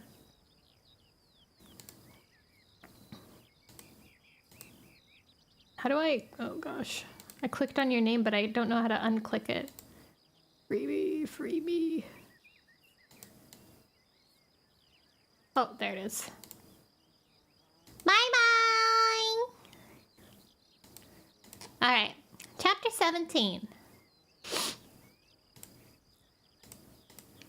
In the days following the gathering, Leafpaw searched desperately for anything that could be interpreted as a sign from StarClan. She roamed the woods, finding places by the stream where Birdrock burdock and marigold grew, and thick clumps of chervil closer to the camp. But even though it was useful to find new stocks of healing herbs, they didn't lead her to a place where the clans could meet with their warrior ancestors. What would happen if the half moon came and StarClan hadn't sent a sign? Would the clans really have to think about leaving their new homes and finding somewhere else? 2 days before the half moon, Leafpaw returned from a herb gathering expedition with a bunch of strong-scented yarrow. Her eyes were watering, but she recognized Brackenfur coming up out of the tunnel through the thorns. He bounded up to Sorreltail, who was on guard. "Hi there," he mewed, touching noses with the tortoiseshell warrior. "Do you want to come hunting later? Just you and me?" Sorreltail let out a purr. "Sure, I'm off duty at Sunhigh." "Great, I'll see you then." Brackenford gave her ear a quick lick and pushed his way back through the tunnel. Holy moly. Flirting in public? Leafpaw padded up to her friend and put down the yarrow stalks. So, that's how the praise running, is it? Sorreltail spun around to face her. "I don't know what you mean," she protested. Leafpaw's tail curled up with amusement. "Just because I'm a medicine cat doesn't mean I can't tell Brackenfur likes you." "Well..." Sorreltail's white forepaw kneaded the ground. "He's great, isn't he?" she mewed, her eyes shining with a mixture of pride and embarrassment. "He certainly is." Leafpaw pressed her muzzle to her friend's side. "I'm really happy for you." She wished Sorreltail good hunting, then picked up her yarrow and ducked under the thorns that guarded the entrance to the hollow. "There you are," Cinderpelt meowed, limping across the clearing to meet her. "Come and look at this." Leafpaw followed her over to the tallest part of the cliff. Brambles had rooted themselves in a crack a few tail lengths up the rock, their long tendrils hanging down in a curtain. "The brambles here were really thorny," Cinderpelt explained. "Far too thick for shelter, so this morning I asked Rainwhisker and Sootfur to shift them, and look what they found." She slipped behind the prickly curtain, beckoning her with her tail. Leafpaw peered carefully around the tendrils and stopped dead in amazement. A deep cleft yawned in front of her, stretching far enough back that the corners were lost in shadow. At one side, water dripped down and formed a tiny pool. The rest of the floor was covered with broken rock, but in between there were patches of sand that would be cool and dry to lie on. Cinderpelt's eyes gleamed in the semi-darkness. "A perfect medicine cat's den," she announced. "What do you think?" Leafpaw gazed around. This was much better than the spot with under the overhang where she and Cinderpelt had been sleeping until now. The little pools meant sick cats could drink easily, and there were plenty of cracks in the rock where they could store herbs. She could sleep just outside in the shelter of the remaining brambles, so Cinderpelt had some privacy at night. "It's great," she mewed excitedly. "I'll clear out the broken rocks and bring in some moss for a nest." Cinderpelt called Firestar to see her discovery, and the clan leader summoned Cloudtail and Brightheart to help clear out the den. By the time daylight faded, everything was ready, with comfortable nests of moss and break-in for both the medicine cats. Leafpaw curled up in her new nest and tucked her nose under her tail. She was warm and sheltered beneath the tangle of brambles, and the cleft was barely a tail length away, so she could be with the sick cat in less than 2 heartbeats if they called out during the night. Worn out from all the moving of rocks, she shut her eyes. Almost at once she found herself padding along the shore of the lake with Starlight washing around her paws. A few tail lengths ahead, a lean, gray-black shape was standing on a rock, gazing down into the glittering water. It was Crowfeather. Huh? "Feathertail?" Leafpaw heard him murmur as she approached. "Feathertail, where are you?" Leafpaw jumped onto the rock beside him, gently brushing her fur against his. When he turned to look at her, his eyes were brimming with sorrow. "Feathertail's here, among the stars," she told him gently. "She's always with you, Crowfeather, watching over you." Why did she have to die?" he whispered. His eyes burned into hers, and Leafpaw felt as if a thorn had pierced her heart. "I don't know," she admitted. A beautiful, sweet scent swept over her, and she looked back to see Spotted Leaf waiting for her. "I must go," she mewed, turning away from the gray warrior. Crowfeather didn't reply. He was staring down at the water again, as if he could find the one star among all of them that was Feathertail's endless shining spirit. Leafpaw bounded along the shore towards the medicine cat. "Spotted Leaf!" she cried. She stopped, sending pebbles rolling away from her paws, and gazed at Spotted Leaf until she felt lost in the medicine cat's shining eyes. "I was afraid I'd never see you again." "I'm here now," Spotted Leaf murmured. She ran her muzzle, soft as cobweb, over Leafpaw's ears. Leafpaw closed her eyes and drank in the familiar scent. Then she stepped back and took a deep breath. "Why has StarClan been silent?" she asked, struggling with unfamiliar feelings of anger that Spotted Leaf had let her go on worrying for so long. "We have searched and searched for another moonstone, but we haven't found one. What will we do if we don't have somewhere to share tongues with StarClan? Will we have to leave?" "Peace, little one," Spotted Leaf mewed. "Don't forget that StarClan had to travel here too. This is a place new for us as well, and it will take time to explore every part of it. But Starlight on Water will show you where to go." "Do you mean the lake?" "No. You must seek a different path this time." "Where? Please show me!" Leafpaw begged. Spotted Leaf turned and bounded away. "Wait!" Leafpaw called, but the beautiful medicine cat had already been swallowed up by the shadows. Leafpaw raced after her. Suddenly, the lake had vanished and she was running uphill beside a starlit stream. Even though she couldn't see Spotted Leaf, the sweet scent hung in the air, guiding her on. Leafpaw's ears filled with the sound of tumbling, sparkling water, and when she looked down into the stream, she felt as if she would drown in starlight. "Spotted Leaf, where are you?" Her cry echoed around her, bouncing off the rocks and shattering the noise of the waterfall. Leafpaw woke up, gasping and scrambling in her mossy nest. An owl hooted in the trees overhead, and she let out a hiss of frustration.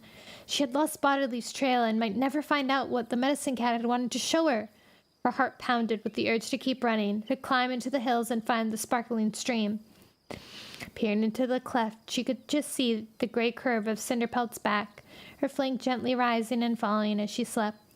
Leafpaw slipped out of the brambles and paused to shake scraps of moss from her fur.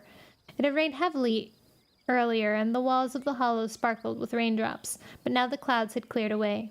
The moon floated out from behind the trees, and the sky was filled with stars. A cool wind stirred the branches, and Leafpaw heard Spotted Leaf's voice among the gentle rustling. "I am here. Come to me." "I will come, Spotted Leaf," she replied silently. "Wait for me." She padded quietly toward the camp entrance. When she was halfway across the clearing, a tortoiseshell shape appeared from behind some ferns. Leafpaw caught her breath. "Spotted Leaf, is that you?" "Leafpaw?" came the surprised reply. It was Sorreltail. "Where are you going?" I'm not sure," Leafpaw admitted. "I've had a message from StarClan. I have to go and find our new moonstone place." "Now? Can't you wait for daylight?" "No." Leafpaw flexed her claws. "I have to follow a stream filled with starlight." "What stream?" Sorreltail's tail twitched anxiously. "Is it outside our territory? How do you know where to find it?" "I just do." "Then I'm coming with you," Sorreltail mewed. Leafpaw hesitated. Would StarClan mind if she brought a warrior with her, rather than another medicine cat? Then she remembered that all the cats, including warriors, would go to moonstones at least once, and she decided that it would be fine. Besides, she liked the thought of having Sorreltail's company, especially if they ran into any trouble. She didn't know exactly where they were going, after all. "Come on, then." Leafpaw led the way to the thorn tunnel, where Birkenfur sat on guard with his tail curled neatly around his paws. "Where are you two going?" he asked, getting up as the two she-cats approached. "Just out," Sorreltail replied. "I've had a sign from StarClan," Leafpaw mewed, knowing that Birkenfur deserved an explanation if he was going to let them leave camp in the middle of the night. "I have to go and find the new moonstone." To her dismay, Birkenfur still looked uncertain. "It's too dangerous for you to go off before daylight. We hardly know this territory yet." "Can't you trust us?" Sorreltail pleaded. "Can't you trust me?" Sorreltail. "Can't you trust us? Can't you trust me? I'll bring Leafpaw home safe, I promise." She and Birkenfur exchanged a long look. And then at last the ginger warrior nodded. Okay, but be careful. Don't you think we can look after ourselves? Sorreltail mewed, flicking Breakenfur lightly across the ears with her tail. Breakenfur let out an amused purr. Sorreltail, if any cat can look after herself, it's you. Leafpaw took the lead, racing through the forest until she came to the stream that marked the boundary between ThunderClan and WindClan. It ran dark and secret, shadowed by the bushes on overhanging banks, and looking nothing like the sparkling stream she had run beside in her dream. Leafpaw bounded up the slope and stopped at the edge of the trees. In her dream, she had been running on open hillside, so she knew she had to leave the trees behind. Where next? Sorreltail panted. Up, Leafpaw replied. They padded onward, following the boundary stream out of the woods and up the hill. When Leafpaw closed her eyes, she felt as if 2 cats flanked her, one on each side, her best friend Sorreltail and Spotted Leaf, and invisible but for the faintest brush of fur and a hint of her sweet scent. When Leafpaw opened her eyes, she thought she could hear a 3rd set of paw steps, just on the edge of sound. As they followed the stream up into the hills, Leafpaw decided to tell Sorreltail about her dream. I met Spotted Leaf at the edge of the lake. She told me that the starlight on water would be the sign. Not in the lake, but in a stream. The next moment I was running uphill beside a stream, and the water was full of stars. Do you know where you were? I couldn't see anything I recognized. There were no trees, and the air felt cold and clear, as if I were somewhere very high. We'd better keep climbing then, Sorreltail meowed. The stream slid quietly over its stony bed, the water dark and glimmering. Leafpaw's head was still full of the surge and bubbling of the stream Spotted Leaf had shown her. As they went on, it seemed to grow steadily louder, even when they reached the source of the boundary stream and left it far behind. I'm coming, Spotted Leaf, murmured Leafpaw. They came to a cleft in the hills, where the land dipped down as if sliced by a giant claw. The valley was lined with gorse and bracken, and it grew steeper and narrower as they went on, the ground littered with broken rocks. Leafpaw reached the end of the valley first, where it led to a sheer, rocky slope. She stopped to wait for Sorreltail, whose tail was beginning to droop with weariness, though she still padded on determinedly.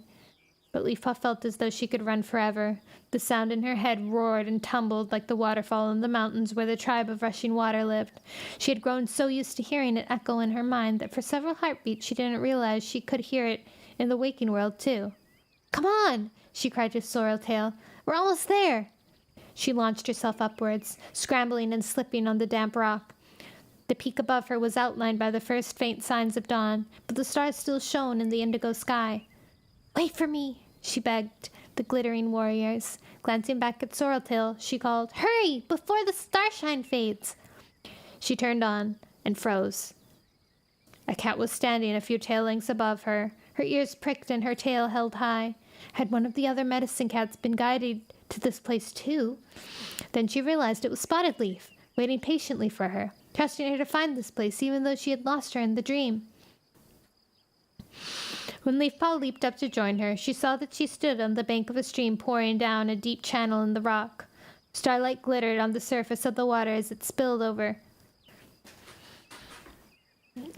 the stones. We're here, Leafpaw breathed. We found it. Follow me, Spotted Leaf urged. Leafpaw beckoned Sorreltail with her tail. Quick! Spotted Leaf's here! The tortoiseshell warrior joined Leafpaw in a couple of bounds and looked around. Where? There! Leafpaw gestured to the starlit shape standing a couple tail lengths away at the edge of the stream. I can't see her, Sorreltail meowed. She looked worriedly at Leafpaw. Is that a problem? Leafpaw gently drew her tail over Sorreltail's eyes. No, of course not. She can see that you are here, and that's all that matters. Trust me, she's with us. Spotted Leaf turned away and began to follow the stream upward. Leafpaw scrambled eagerly after her. The ground sloped more steeply than before, and the starlit stream vanished among the barrier of thorn bushes that swallowed Spotted Leaf, like a fish diving into water. Leafpaw stopped to put her head to one side as she studied the bushes. She had to follow Spotted Leaf, but she'd be clawed to pieces by thorns if she tried to push her way through. Then she spotted a tiny gap and ducked between the prickly stems. There was just enough room to squeeze through without losing half her fur, but the thorns still tugged at her pelt. But behind her, she could hear Sorreltail following, her breath rasping with the effort of running up the last stretch of rock. A heartbeat later, Leafpaw emerged on the edge of a steep-sided hollow. The ground fell sharply away on the other side of the thorn bushes, and Leafpaw swayed for a moment as she struggled to keep her balance. It was much smaller than the hollow where ThunderClan had made their camp, clear of gorse and bramble, and with wide sides that sloped more gently, lined with moss-covered rocks. Only on the far side did the ground rise into another sheer cliff, shaggy with moss and fern. Water bubbled out from a cleft about halfway up and splashed into a pool in the center of the hollow. The surface of the pool danced and glittered with reflected starlight. It was the most beautiful place Leafpaw had ever seen. Spotted Leaf was standing at the edge of the water. "Come," she meowed, beckoning with her tail. Just beside Leafpaw's paws, a narrow path curved around the side of the hollow, spiraling steadily down until it reached the pool below. She heard Sorreltail push her way out of the thorns behind her. "Wow," she breathed. "Is this it?" "I think so," Leafpaw replied. "Spotted Leaf wants me to go down to the pool." "Shall I come too?" Sorreltail offered. Leafpaw shook her head. "I think I should go alone the first time." Leaving Sorreltail on the edge of the hollow, she stepped carefully down the path. The rock was dampled with ancient paw prints, too many to count, and with each step she felt her paws slip into the marks left by cats many, many moons before. They were long gone, but Leafpaw's fur tingled just to know that they had once been there. At last she stood beside Spotted Leaf at the edge of the pool. "Look at the water, Leafpaw," the ghostly cat murmured. Puzzled, Leafpaw looked down and felt the stone beneath her paws lurch. Instead of stars, she saw the reflections of many, many cats, their moonlit pelts shimmering. Countless pairs of eyes gleamed expectantly at her, as if they had known she would come. Hardly daring to breathe, Leafpaw looked up. All around her sat the shining warriors of StarClan, lining the hollow's sloping sides. Their eyes glowed like tiny moons, and their fur was tipped with glitter, the glitter of frost. "Don't be afraid," Spotted Leaf murmured. "We have been waiting for you to find your way to us." Leafpaw wasn't afraid. She was conscious of nothing but warmth and goodwill in the starry gazes fixed on her. Most of the warriors were unfamiliar to her, but in one of the front rows she saw Dappletail, the ThunderClan elder who had died from eating a rabbit poisoned by Two Legs. The she-cat looked graceful and beautiful, not thin and desperate as she had been when Leafpaw last saw her. Her eyes glowed with welcome, and she nodded towards two small shapes near the water's edge, tumbling together as they chased a shaft of moonlight. As their play brought them close to her, Leafpaw drank in their sweet kit scent. With a stab of joy, she recognized Hollykit and Larchkit, who had starved when Two Legs destroyed the forest. A half-grown cat reached out with a paw to nudge the starry kits away from the water's edge. It was their brother Shrewpaw, the apprentice struck by a two-legged monster as he tried to hunt for their clan. "I must tell Ferncloud," thought Leafpaw, knowing how happy their mother would be to know that her 3 kits were safe in the ranks of StarClan. Then she realized that one cat was missing. She ran her gaze quickly around the hollow to make sure. There was no sign of Graystripe. Leafpaw's heart leapt. Did that mean that Firestar was right when he insisted that his friend was still alive? Across the pool, a blue-gray warrior rose to her paws. She reminded Leafpaw of some cat. Of course! She's the image of Mistyfoot. This must be Bluestar, Mistyfoot's mother, and ThunderClan's leader before Firestar. "Welcome, Leafpaw," Bluestar meowed. "We are delighted to welcome you here. This is where medicine cats must come to share tongues with StarClan, and where your leaders will receive their 9 lives and their names." "It's beautiful, Bluestar," Leafpaw whispered. "Thank you for sending Spotted Leaf to help me find it." "You must go back and tell all the clans," Bluestar continued. "But first, there is a friend who wants to speak to you." A beautiful silver-gray cat left the ranks of cats and padded around the pool towards Leafpaw. "Feathertail!" The radiant warrior came to a halt in front of her. She touched noses with her, and a caress light as a breeze whispering against Leafpaw's muzzle. "I thought we had left you with the tribe of endless hunting," Leafpaw meowed. Feathertail shook her head. I walk with two skies now, with the tribe's ancestors as well as my own. But wherever I am, I shall never forget the clans. She hesitated for a moment, then added, especially Crowfeather. He misses you very much. He chose his warrior name for you. Yes, I was watching, Feathertail purred. I was so proud. He will make a great warrior. She bent close to Leafpaw again, her warm breath stirring the apprentice's fur. Tell him not to grieve. I will always love him, but there will be many, many moons before we meet again. For now, he must live with his clanmates in their new home. He cannot be blind to the cats who are around him for all that time. I'll tell him, Leafpaw promised. Feathertail dipped her head and turned away, Starlight dappling her silver pelt. The warriors began to fade until they were little more than a starry sheen around the slopes of the hollow, and then they were gone. Leafpaw caught one more breath of Spotted Leaf's scent before that faded too. She looked up and saw that the sky was growing brighter. Sorreltail was standing at the top of the hollow, looking down at her. Leafpaw ran up the path to join her. Did you see them? She asked excitedly. Sorreltail tipped her head to one side. See who? StarClan. They were all here, all around the hollow. I spoke to Bluestar and Feathertail. Leafpaw trailed off when she saw that Sorreltail was looking bewildered and a little wary. I saw mist rising from the pool, she mewed hesitantly. That must have been them, Leafpaw told her. She gazed around the hollow with the sound of tumbling starlit water filling her ears. This is the place. Are you sure? At that moment, the rays of the moon caught the surface of the water, and a pure white light flooded the hollow. Yes, I'm sure, Leafpaw mewed. We no longer have the moonstone, but we have the moon pool. This is the place where StarClan will share tongues with us. She turned to Sorreltail, feeling her fur glitter with starlight. We found it! This is where the clans are meant to be. Yay! My money is on Sorreltail being pregnant. Oh! I didn't even think about that.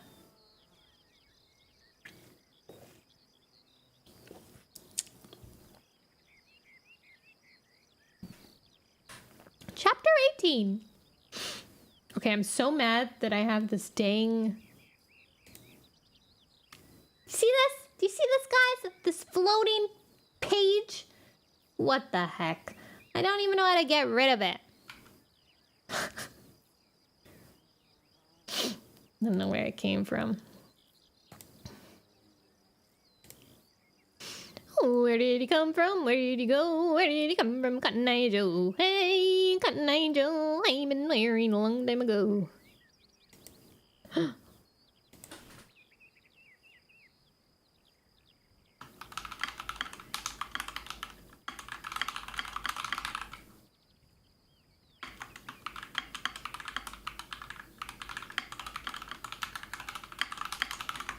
All right. It's fanfic, ignore it. She's very out of breath while Leafpaw is fine. You're true. That's what they were doing while she was out hunting. Chapter 18. Brambleclaw kept his ears pricked for the sound of prey as he slipped through the undergrowth. He could hear Thorncloud and Dustpelt padding close behind him, their bellies close to the ground as they ducked under the bracken. Brambleclaw tried to tell himself he didn't mind that Squirrelflight was not with them. Feeling the clan and exploring the new territory was more important right now. If Squirrelflight was determined to flight with him, that was her problem. She had never worried about his conversation with Tawnypelt, so why was she getting so worked up about Hawkfrost? The patrol emerged from the break-in and padded along the edge of the broad two-leg path. This was the farthest the patrol had gone from camp. Until now, they had been busy organizing the dens and barriers in the hollow, and they had found enough prey close by to feed every cat. Now they were beginning to range further, cautiously exploring the more distant parts of the territory. Something about this path made Brambleclaw uneasy. I'm not sure I like this, he muttered. It's much too like a thunder path. His belly clenched as he remembered how the two-legged monsters had torn through the forest, leaving a swath of devastation wider than this, but just as straight.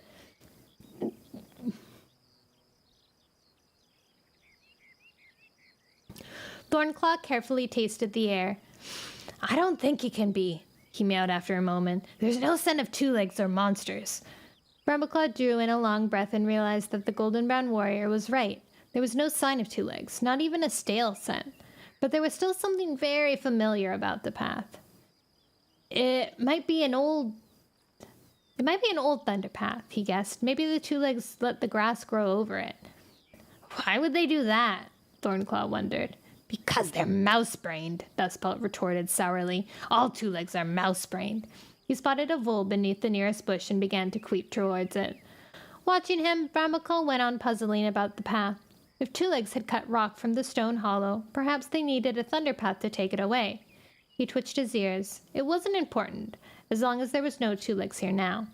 When Dustpelt had killed the vole and scraped dirt over it, they went on, still keeping to the side of the path. Brambleclaw was reluctant to set a paw on something that made by two legs, even so long ago, and he guessed his clanmates felt the same. Suddenly, Dustpelt let out a hiss.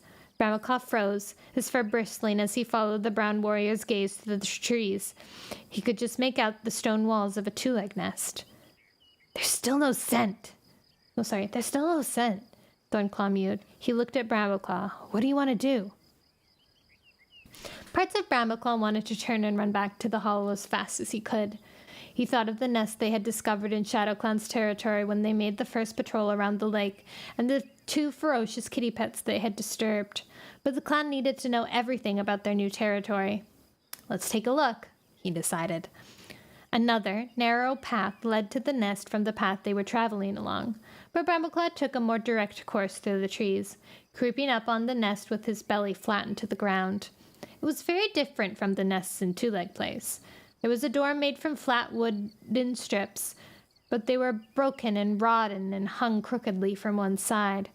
The big square holes in the walls were empty, so wind and rain could blow straight in. The nest looked dark and silent, full of shadows and confusing scents.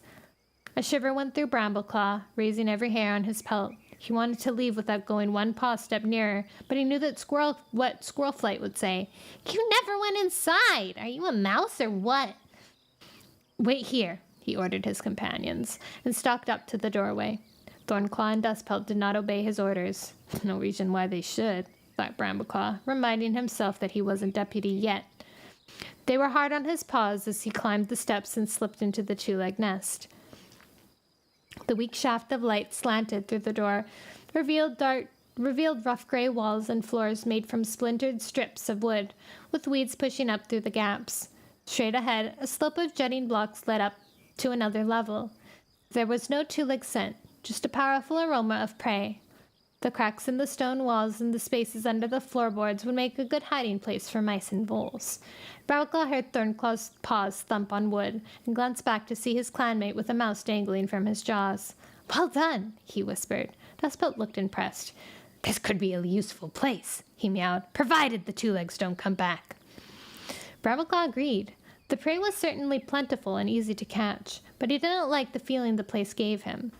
It was a desolate and hollow as an empty den, and he wondered why the two legs had abandoned it. Do you want to go up there? Thornclaw twitched his ears towards the steeply sloping blocks. Not if StarClan themselves came and begged me, Dustpelt mewed. That doesn't look safe at all.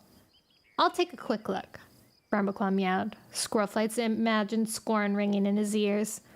He ran swiftly up the blocks before he could spend too long worrying about what he might find at the top, as he burst onto the next level, which was made of strips of wood like the floor below. A loud squawking and the rattle of wings sent his heart thudding. A moment later, he realized it was only a pigeon, disturbed by his sudden appearance. Scattering gray and white feathers, it fluttered up through the space where the roof had broken away. Brambleclaw padded cautiously forward, peering around until he was sure that the place was empty. When he scrambled down the ground to ground level again, he found that Dustpelt had caught another mouse, and Thornclaw was crouched in front of a crack in the wall with his ears pricked. We don't have time to hunt now, Brambleclaw warned them. He was feeling trapped inside the two-leg walls, and his paws itched to be out in the open again. We can find prey outside. We need to report this to Firestar. Let's go. Reluctantly, Thornclaw followed him out again, and the three cats headed back along the abandoned thunder path. Dustpelt and Thornclaw went straight to the heap of fresh kill, but Brambleclaw padded over to his clan leader, who was sitting with Sandstorm and Squirrelflight. Firestar, I think you should know what we found today, he mewed, and described the empty two-leg nest. There was no scent of two-legs at all? Firestar asked when he'd finished. Brambleclaw shook his head. It seems to be a good place for prey, and I suppose it might be useful in the future. More shelter? Sandstorm suggested, if the weather gets very bad.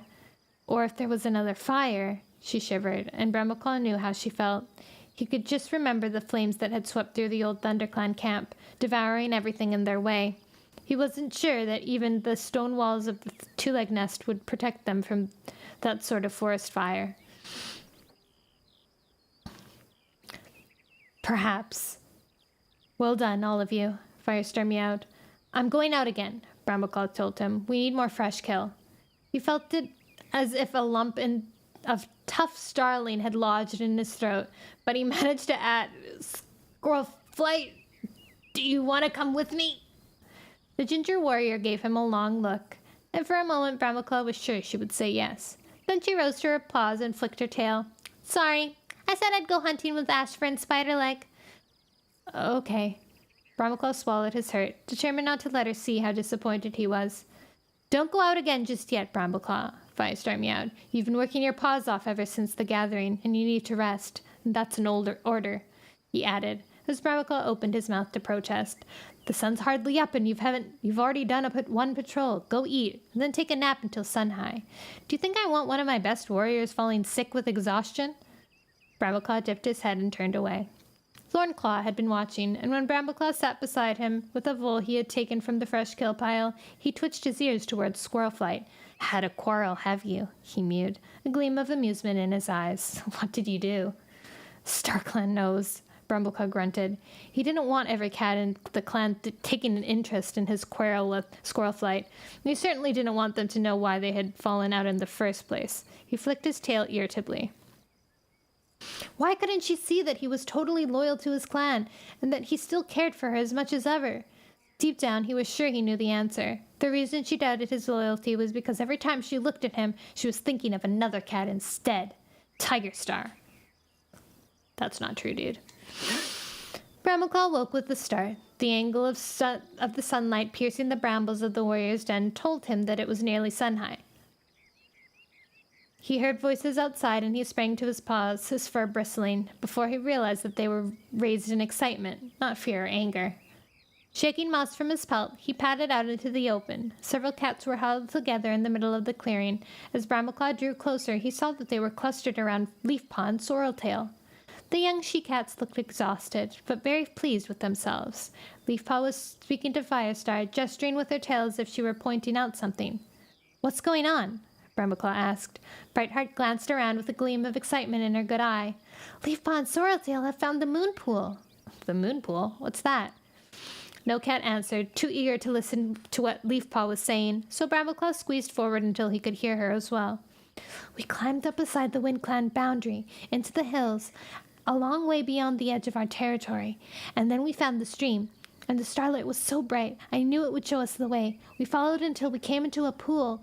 Leafpaw's voice dropped to scarcely more than a whisper. It's where we must go to share tongues with the StarClan. Brambleclaw closed his eyes and sent a prayer of thanks to his warrior ancestors. They had shown them the place that would replace the Moonstone. The clans really were meant to be here. There would be no need to embark on another long and exhausting journey. Cinderpelt pressed her muzzle against Leafpaw's shoulder. You have done something very special today, she told her. The clans will remember this for many seasons. The vision could have come to any medicine cat, Leafpaw mewed, her eyes wide. But it came to you, Firestar put in. The clan thanks both of you, he added, with a nod to Sorreltail. Tomorrow night is the half moon, Cinderpelt went on more briskly. We must send a message at once to the other medicine cats so that we can meet at the moon pool. I'll go, Leafpaw offered. You've traveled far enough for one day, Firestar pointed out gently. You can't go all the way around the lake as well. Cinderpelt flicked her ears in agreement. It's too far for one cat anyway. If we're to meet in time, she pointed out. From what Leafpaw says, we'll need to set out by sunset tomorrow at the latest. Let me go to ShadowClan and RiverClan, and Leafpaw can rest before she takes word to WindClan. Good idea, meowed Firestar. But do you have to go, Cinderpelt? I can send a warrior instead. Cinderpelt shook her head. No, this is the news that must come from the medicine cat. Then I want 2 warriors to go with you. We saw at the gathering that every cat is sensitive about their territories right now. Brambleclaw stepped forward. I'll go. He wanted to see the message carried to Little Cloud and Mothwing, to prove to their clans that this was the place that they had meant to settle. It felt like the final stage of the journey that had begun with the dream that had sent him to the sun-drowned place, in search of a badger called Midnight. Thanks, Brambleclaw. Sandstorm, will you go as well? Sure, meowed Sandstorm. As Brambleclaw followed Cinderpelt and Sandstorm out of the camp, he glanced over his shoulder. Squirrelflight was talking excitedly to Leafpaw. She did not look at him, and he had no time to stop to speak with her. Brambleclaw would have to make this part of their journey alone. Memories. Back in my day, there was a fire that swept over the forest, and I was just a wee kid saved by fire heart at the time.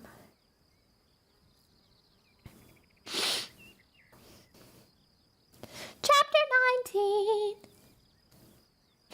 Leafpaw leaped across the stream by the stepping stones and began to climb the little hill towards the WindClan camp.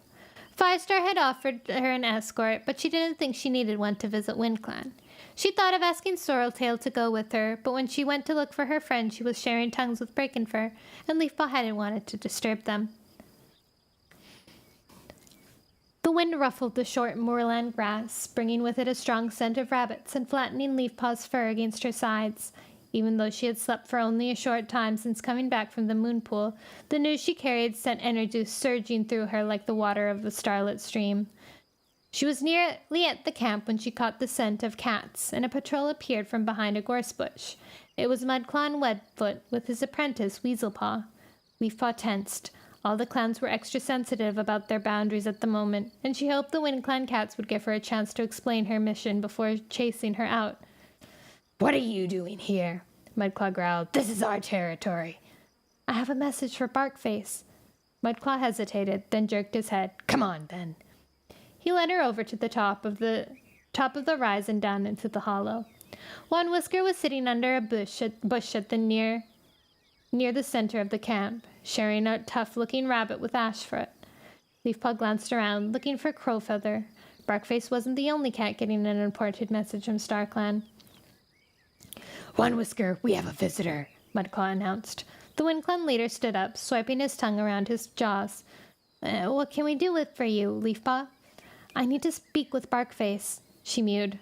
One Whisker pricked his ears. A message from StarClan? He guessed. Leafpaw nodded, though she couldn't say anything more. It was Barkface's duty to pass the message on to his clan. That's great news. One Whisker's eyes shone. Weaselpaw, go and ask Barkface to come right away. Webfoot's apprentice disappeared down a tunnel at the foot of the slope. It looked as if it might have once been a rabbit burrow or a badger set. He reappeared a moment later with the medicine cat behind him. Leafpaw bounded over to him. Barkface dismissed the apprentice with a flick of his tail and beckoned Leafpaw to sit beside him. What's all this? He asked. Leafpaw's excitement bubbled over, and her words spilled out like water tumbling over the shining starlit stones. And tomorrow night's the full moon, she finished. Cinderpelt has gone to tell Mothwing and Little Cloud so we can all go together to the moon pool. Barkface stretched forward and rested his muzzle against the tip of Leafpaw's ears. This is the best news I've ever heard, he murmured. Thank you for bringing it to me. He heaved himself up and padded over to One Whisker and Ashfoot. Others had joined them, guessing there was an important announcement coming. Quickly, Barkface told them about Leafpaw's journey. Tomorrow night, all the medicine cats will meet at the moon pool, he meowed. The night after that, One Whisker, you and I will go together so that you can receive your 9 lives and get your leader's name. For a moment, Leafpaw thought she saw a flicker of panic flash through One Whisker's eyes. Surely he should be relieved to know that he would finally be able to share tongues with StarClan and have his leadership recognized by his warrior ancestors. What reason could he have for wanting to put it off? One Whisker blinked and shook his head. Leafpaw decided she must have imagined the panic in his expression. From what Leafpaw tells us, it's a long journey. One Whisker mewed. You can't travel there twice in 2 days. You'll be worn out. I've waited this long for my 9 lives and my name. I can wait a while longer. Leafpaw was impressed by One Whisker's thoughtfulness. Then she looked more closely at him and wondered if he could possibly be afraid that StarClan would reject him, after he was appointed in such a hurry by the dying Tall Star. She blinked sympathetically. Every cat knew that the deputy of the clan succeeded the leader when he lost his 9th life, even if they had been deputy for only a few moments.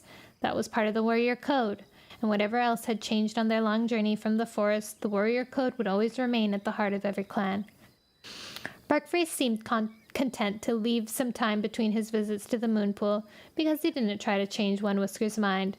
I'll see you at sunset, Leafpaw, he meowed. I'll tell Cinderpelt, she replied. We can meet by the stream at the edge of the trees. Barkface nodded. Go well, he murmured, before headed back to his den. One Whisker and Ashfoot began talking quietly together. Mudclaw muttered something to Webfoot, and the pair of them raced for the top of the hollow, despairing over it in a couple heartbeats. Leafpaw felt a light touch on her shoulder. She turned and was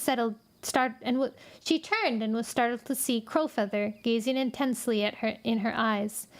Have you really found the place to speak with StarClan? He asked. Yes, really, Leafpaw swallowed. There's something I have to tell you, Crowfeather. Is there somewhere quiet we can talk? Come over here. Crowfeather led her to the edge of the hollow and sat down under a stunted tree with leafless, twisted branches. He looked expectantly at Leafpaw with his head to one side. She took a deep breath. I didn't just dream of the moon pool last night. I saw Feathertail as well. That was one detail she had left out when she had told her story to Barkface. Crowfeather's eyes opened wide. Feathertail? Yes, she gave me a message for you. Leafpaw's heart pounded so loud she was convinced Crowfeather would be able to hear it. Would he be angry with him with what she had to say? After all, he might want to carry on grieving for Feathertail.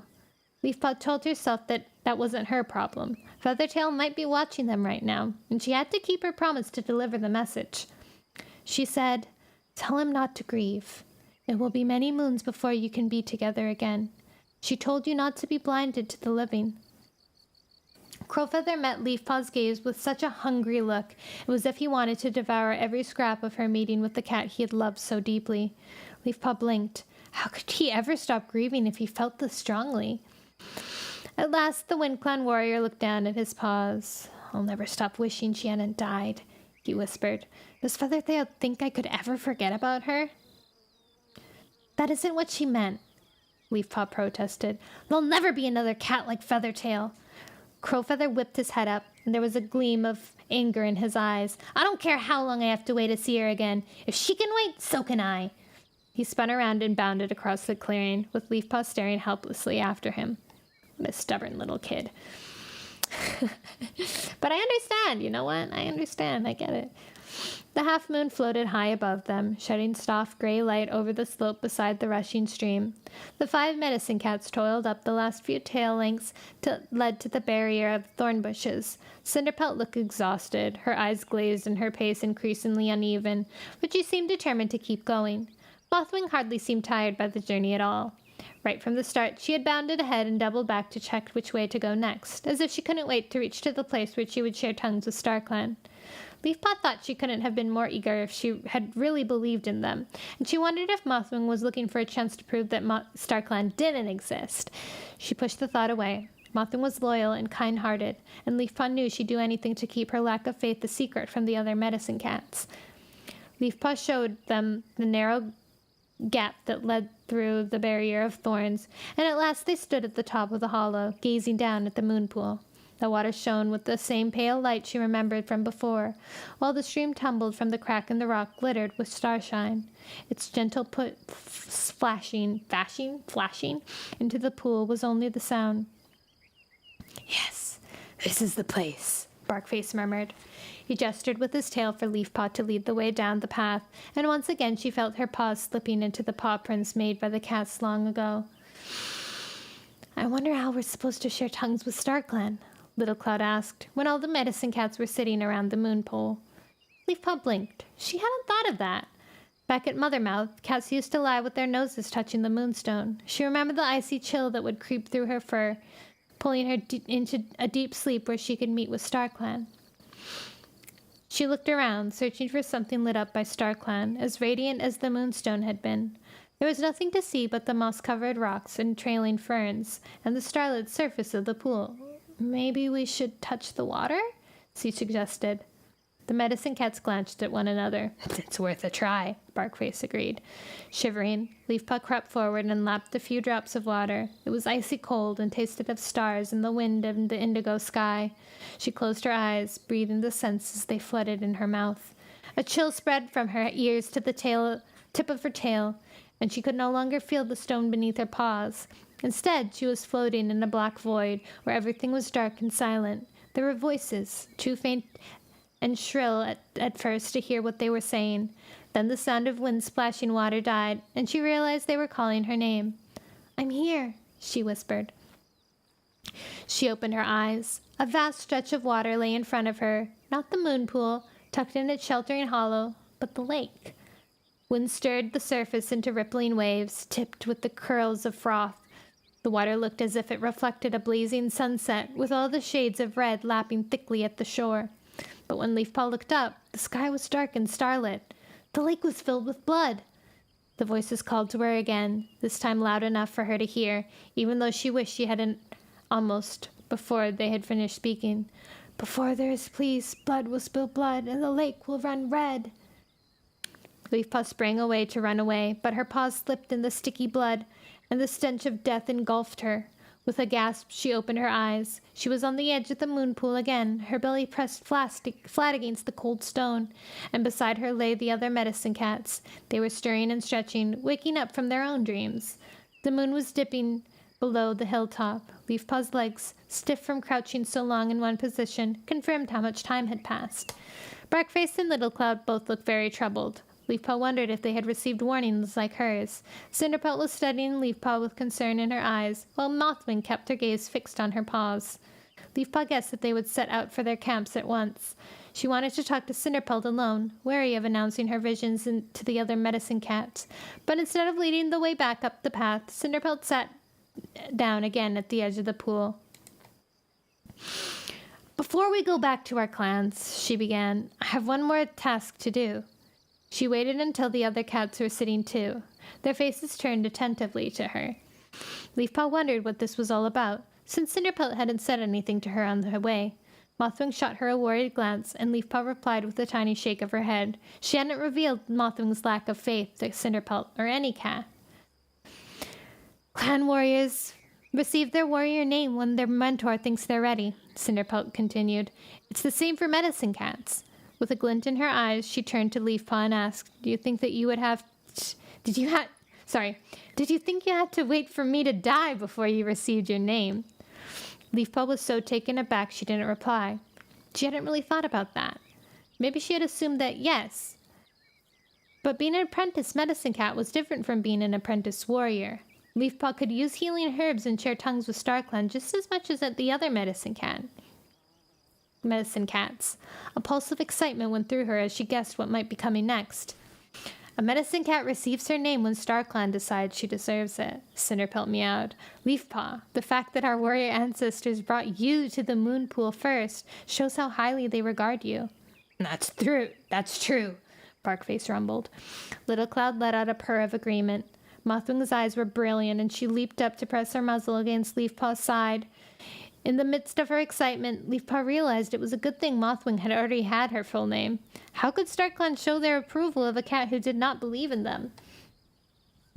"Come forward," Cinderpelt beckoned to Leafpaw with her tail. Leafpaw hardly knew which paw to move first as she stumbled around the moon pool until she stood in front of her mentor. Cinderpelt tipped back her head and gazed at Silverpelt. "I, Cinderpelt, medicine cat of ThunderClan, call upon my warrior ancestors to look down on this apprentice. She has trained hard to understand the way of a medicine cat, and with your help she will serve her clan for many moons." The words were familiar to Leafpaw from the warrior ceremony she had seen for her clanmates. Her paws tingled, as if starlight scorched her fur. "Leafpaw, do you promise to uphold the ways of a medicine cat, to stand apart from rivalry between clan and clan?" and to protect all cats equally, even at the cost of your own life. I do. Then, by the powers of StarClan, I give you your true name as a medicine cat. Leafpaw, from this moment on, you will be known as Leafpool. StarClan honors your courage and your faith. By finding this place, you have proved this is truly our new home. Just as a clan leader would do at a warrior ceremony, Cinderpelt rested her muzzle on Leafpool's head. Her head full of stars, Leafpool bent to lick her mentor's shoulder. Leafpool! Leafpool! Mothwing called, and Barkface and Little Cloud joined in. Leafpool bowed her head. Thank you, all of you. My paws were guided by StarClan in everything I have done, and I hope they will continue to guide me for the rest of my life. May StarClan grant that it is so, murmured Barkface, and the others echoed his prayer. All except Mothwing, but when Leafpool looked at her, the RiverClan's cat's face was filled with such pride and affection that she knew Mothwing was as pleased as her as any other cat. Right then, it didn't matter a whisker that she didn't share their beliefs. As she followed the other cats out of the hollow and down the rocky slope, Leafpool felt so full of energy, she committed all over again to the way of a medicine cat, that she half thought she would be able to fly back to the hollow in the woods if she tried. She let the others go ahead and padded along with her thoughts full of starlight and herbs and water that tasted of the night sky. Suddenly, she felt something sticky dragging at her legs, and her paws skidded in a slippery, vicious liquid. She looked down. There was nothing but short moorland grass under her paws, but the stench of death rose up around her, and though she knew the slope was clear and dry, she felt as if she were wading through a river of blood, running hot and scarlet from the overflowing, death-scented lake. That's pretty foreboding. But oh my god, I didn't realize Cinderpelt named her Leafpool because she found the moon pool. She named her after her success. I never realized that until literally right now. Oh my god. That's so funny. I can't believe that. I was so dumb as a kid. Then again, I'm always dumb. I'm still dumb. All right, guys, I'm gonna have a little cookie.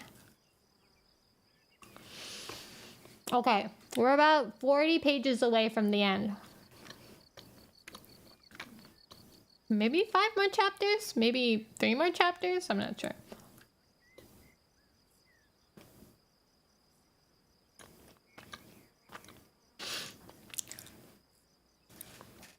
Look, Peachy, we were young children. We couldn't get these cool secret hints of things, you know?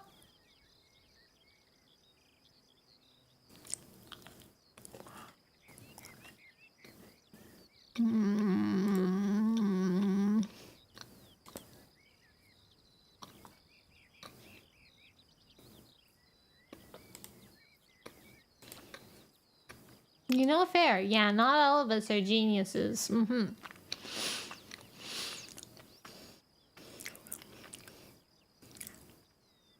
gonna go out and get some water or maybe like an iced tea because my throat is kind of hurting and I know it is because of the Coke.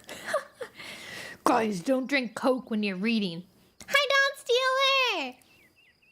You came just in time for me to leave to get iced tea and maybe go to the bathroom. Wanted to pop in and tell you congratulations. I don't know if it's still at 1K, but it says I got 1K. Nobody told me. Congrats. Oh wait, why am I saying congrats? Thank you, Dawn. Wait, I have to go check now. It could have gone down. That's totally understandable. Usually once you hit something big like that, it usually like, you know, falters a bit. But it'd be cool if it was still like there. Let's see. Oh, 1K!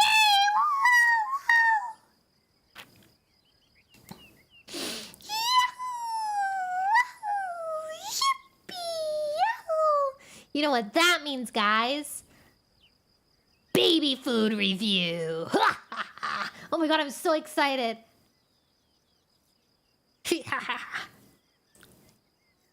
I kind of wanted to do like a baby food review with like a hand cam, but I don't know how to set one up. I might have to reach out to someone I know who has like a hand cam redeem just to see how she sets it up and stuff.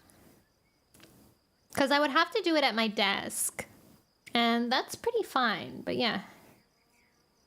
Baby food review. Yeah, that's my ultimate goal. I've wanted to do it for so long, but I haven't had like, you know, like a big enough reason to. So I thought I'll make my 1K a baby food review. And then when I get to 2K, I'm going to do a dog food review or a dog treat review. Something like that. It's going to be quite exciting. So yes, that's what we're going to do. Ooh, let me breed my...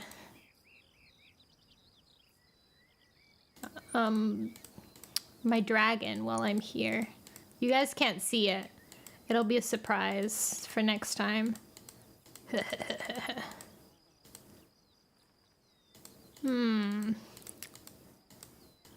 kind of want like a really like a nice cute color, you know? Is that like a hearts pattern? Oh, you know what? I want stripes. Ooh, wait, no, this guy's cool. Okay, let's do that.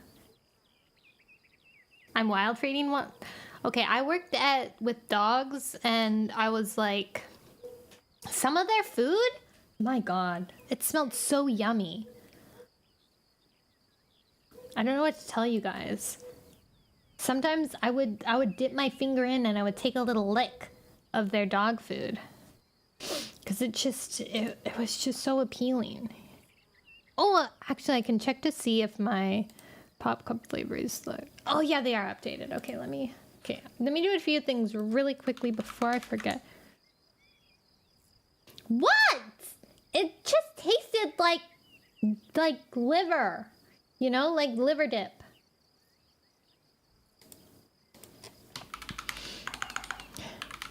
They were. Thank you so much. Okay.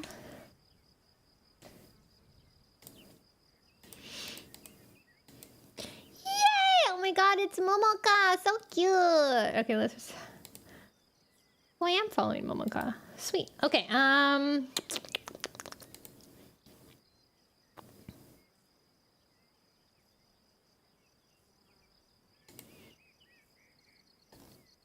was I doing? Oh yeah, I was getting some iced tea. Okay, I'll get some iced tea, go to the bathroom, and then... we'll finish this. Every week we get closer and closer. Cat food? Cat food is not as inviting.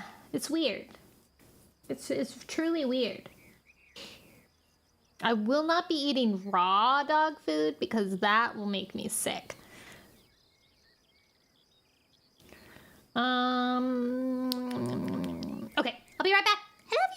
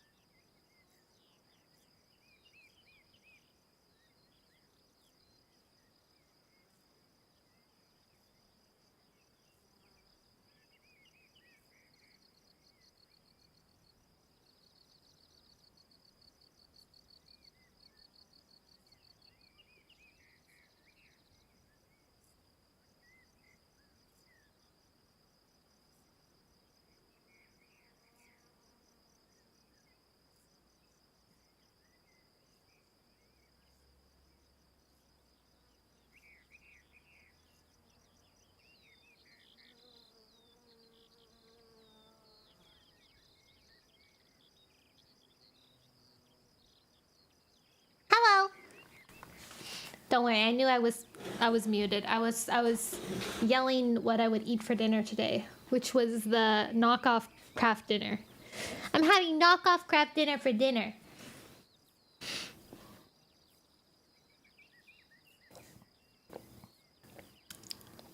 Do you ever like just really want that? Like you don't want the actual brand stuff, you want like the knockoff flavoring? I don't know, I've been feeling that a lot lately. Sometimes the knockoff flavors it just hits better. The noodles are like a different texture. They do hit different. You get it. All right, let's keep going. Chapter 20.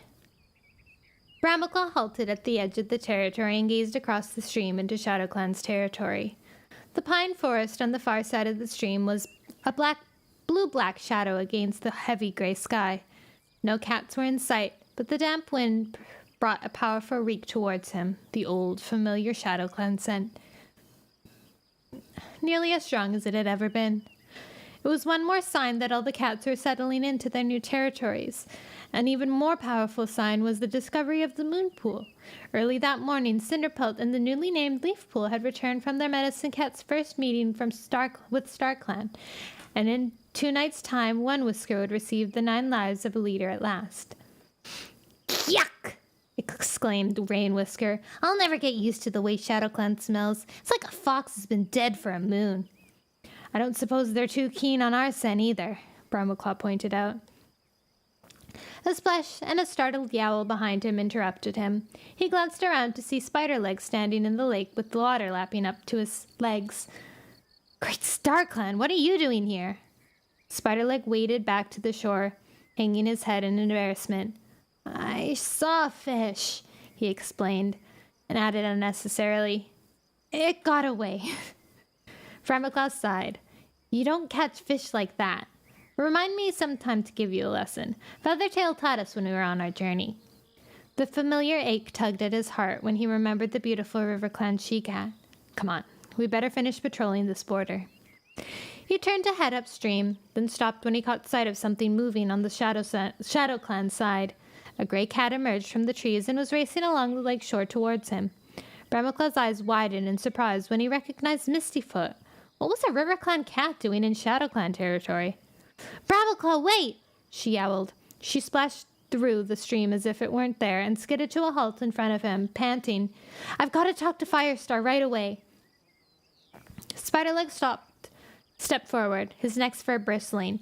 What are you doing in our territory? Yeah, let's chase her off, Rain Whisker growled.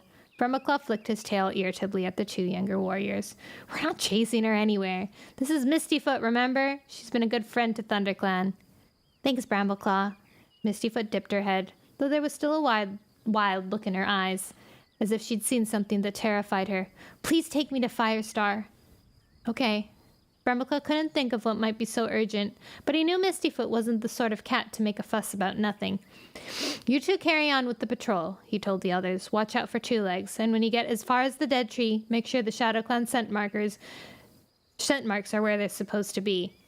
Rain Whisker and Spiderleg exchanged a glance, as if they weren't sure they wanted to leave Brambleclaw and Mistyfoot together, but neither of them said anything. They set off upstream. Rain Whisker kept looking back as if he expected Mistyfoot to attack Brambleclaw as soon as his back was turned. What's the problem? Brambleclaw demanded, as he led Mistyfoot to the camp by the quickest route. You'll hear soon enough. Mistyfoot meowed grimly. Brambleclaw, can we hurry? Startled, Brambleclaw sped up until the 2 cats were hurling through the trees, not slowing down their pace until they reached the tunnel that led into the camp. Brambleclaw pushed his way through first, and to his relief spotted Firestar at once, sharing a thrush with Sandstorm near the fresh kill pile. Beckoning Mistyfoot to stay close to him, Brambleclaw padded over. Firestar swallowed a bite of fresh kill and stood up. Mistyfoot, welcome, he greeted the RiverClan warrior. What brings you here? Nothing good, Mistyfoot replied. Firestar's ears twitched, and Sandstorm looked up curiously. I'm afraid there's trouble for all the clans, Mistyfoot went on. Wait a moment, Firestar interrupted. We'd better let Duskpell and Breakenfur hear this too. Brambleclaw, can you find them? Brambleclaw raced to the warrior's den. Thrusting his way in through the outer branches, he found Breakenfur curled up next to Sorreltail and gave the Ginger Tom a sharp prod. Breakenfur looked up, blinking. What's wrong? Firestar wants you, Brambleclaw mewed. Have you seen Dustpelt? Breakenfur shook his head, but Cloudtail, who was sharing tongues with Brightheart a few tail lengths away, raised his head. He's in the nursery with Ferncloud. You know what I absolutely love? Sorry, interruption. What I absolutely love about Cloudtail is that every single time he's mentioned, Brightheart is mentioned. Like, every single time. They go on patrols together. They go hunting together. They're always laying together. They're always sitting together. They're always together. It's so cute.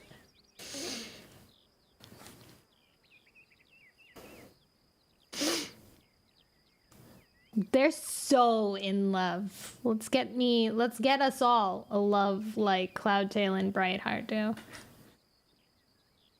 Thanks.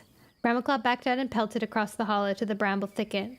But Dustpelt emerged just as he was skidded to a halt by the entrance. His ears pricked inquiringly when he saw Brambleclaw.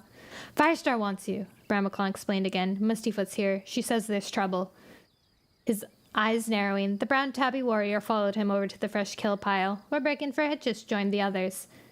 Now, Firestar meowed, waving his tail at Mistyfoot. Tell me what's wrong.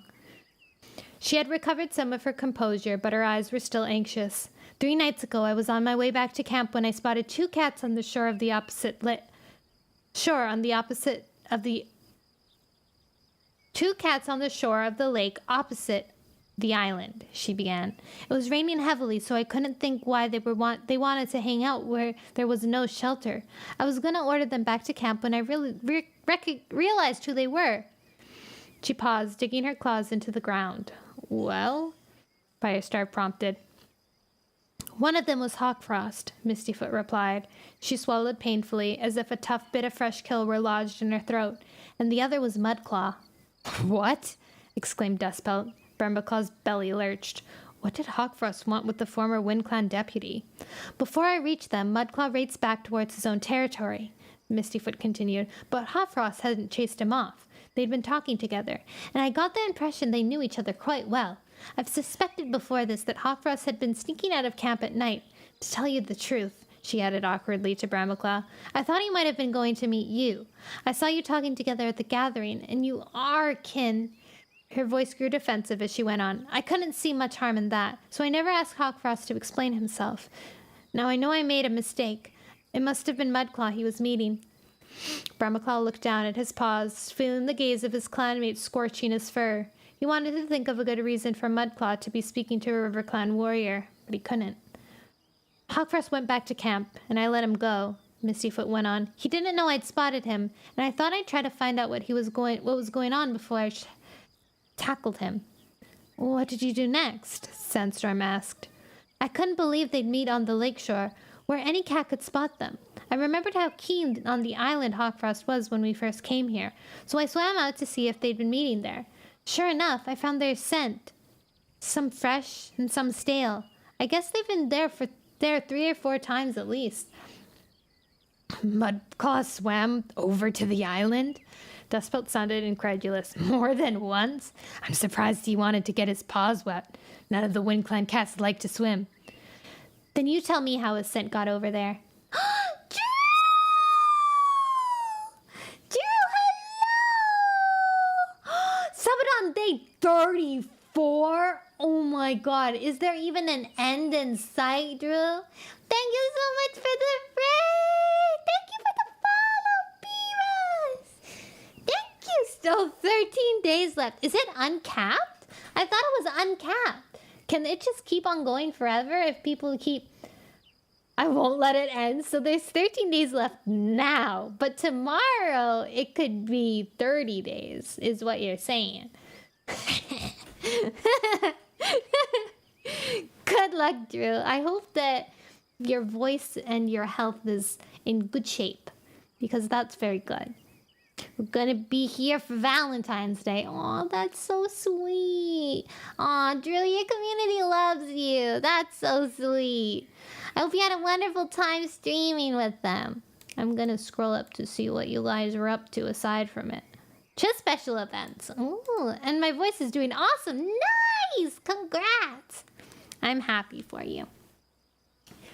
It's so fun to see you thriving in love of people and community because you're so cute. And I'm glad everybody can see it. I love your hair. Oh, thank you. No, you. I said it first.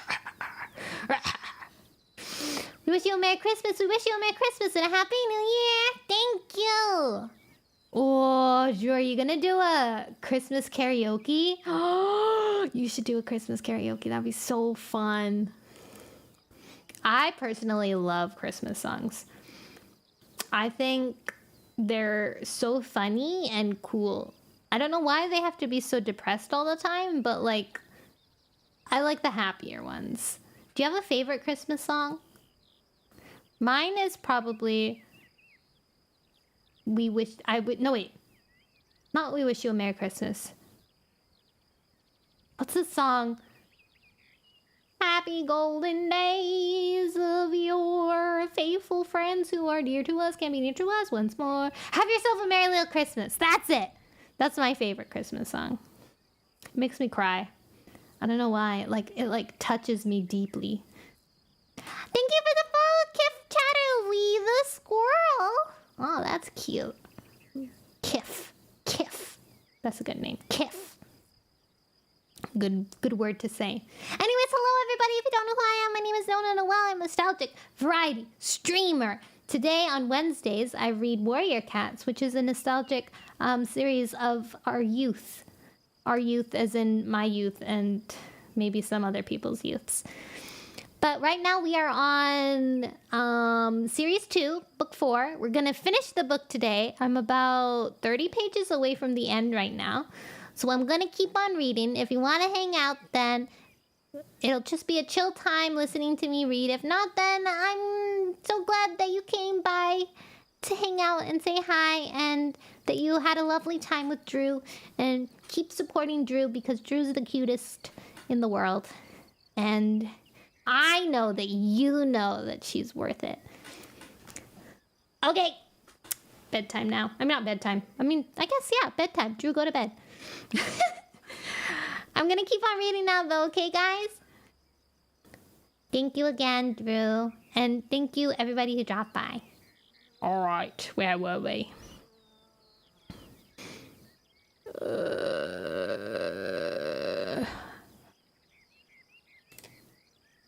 Right, okay, I found it.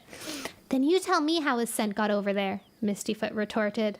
What did Leopardstar say when you told her all this? Asked Firestar. Mistyfoot looked uncomfortable. I didn't tell her, she admitted. Hawkfrost is a good warrior, and he's popular, especially with the younger cats. It's no secret that some of them think he should have stayed deputy when I escaped from the Two Legs. I was afraid that if I told Leopardstar, she'd think I was trying to make trouble because I felt he was a threat to me. Besides, I didn't see him do anything wrong, apart from speaking to a cat from another clan. I decided to keep an eye on him until I could work out why he and Mudclaw were meeting. And now you have? Breaking for a guest. Firestar narrowed his eyes. Yes, you didn't come here because of something you saw 3 nights ago. What's happened? This morning, Hawkfrost offered to lead the Dawn Patrol, Mistyfoot replied. The 3 cats he chose to go with him were ones who yowled the loudest about what a good deputy he would make. None of them have come back yet. Brambleclaw glanced up at the sky. The sun was hidden behind rain-laden clouds, but he guessed that the sunset could not be far off. Either the Dawn Patrol had gone severely lost, or they didn't plan on returning when the patrol was finished. Ain't this the cat book? Yeah, baby!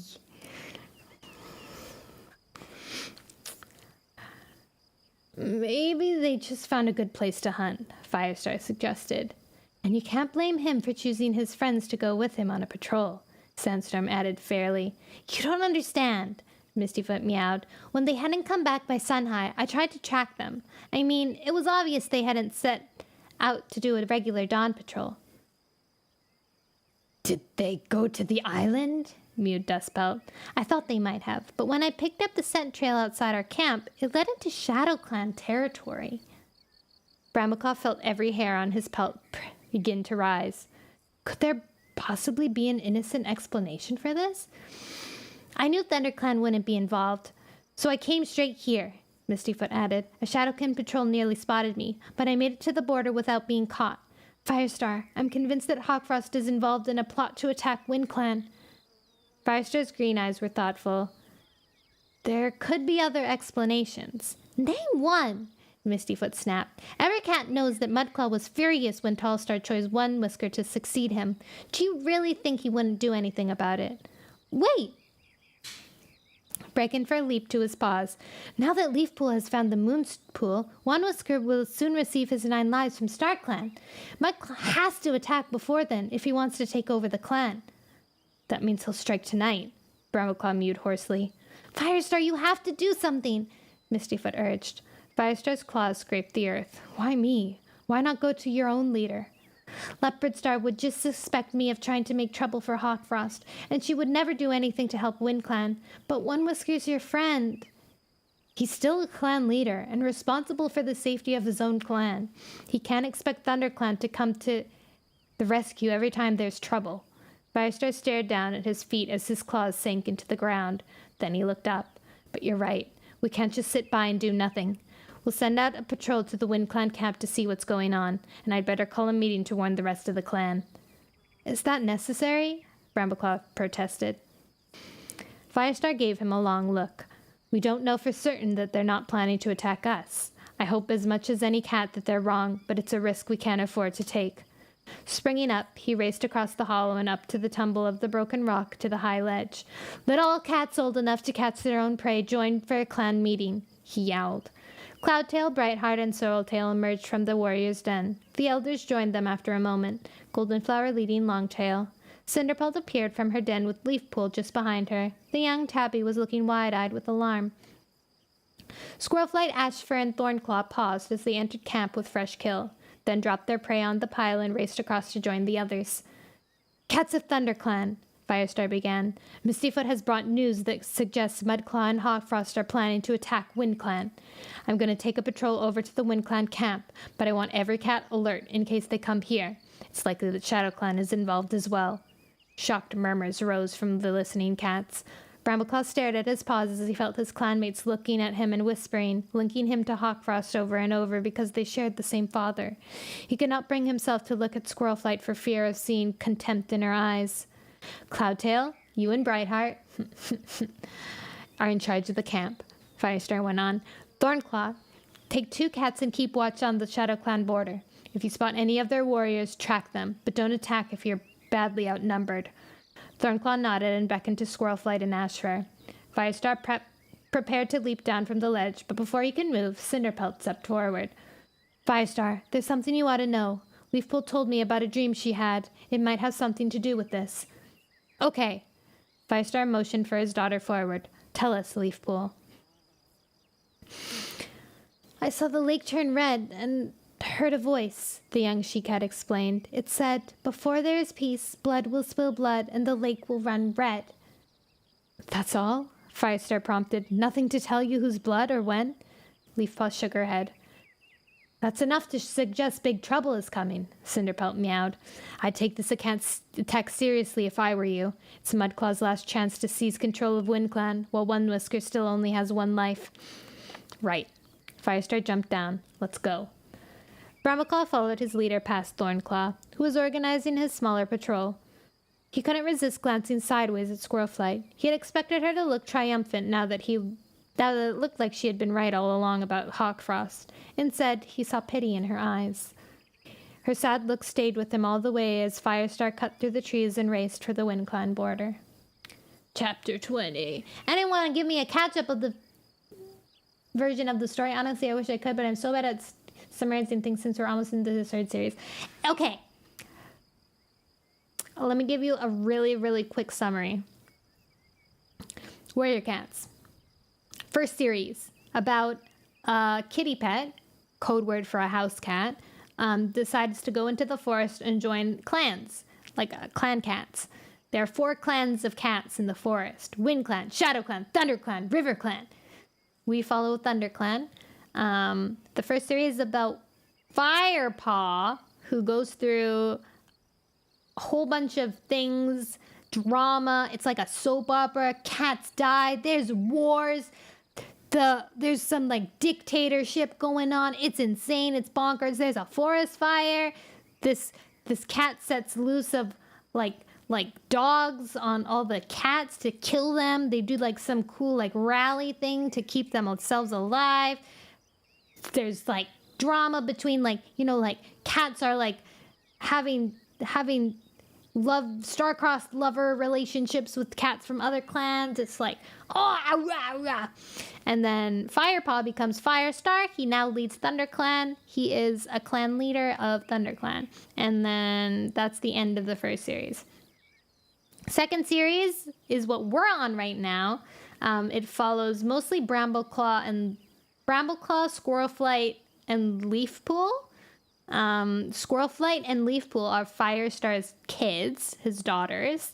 And Brambleclaw is his enemy's son, who is like really close to Squirrelflight. And this series is about how the forest was getting cut down by humans. The humans were cutting down the forest to make like a highway or something like that. And all the cats had to leave home and find a new home. And so they just found their new home and they're getting settled in their new homes. And that's where we're at. Yeah, that's a pretty good summary. It's a pretty good summary.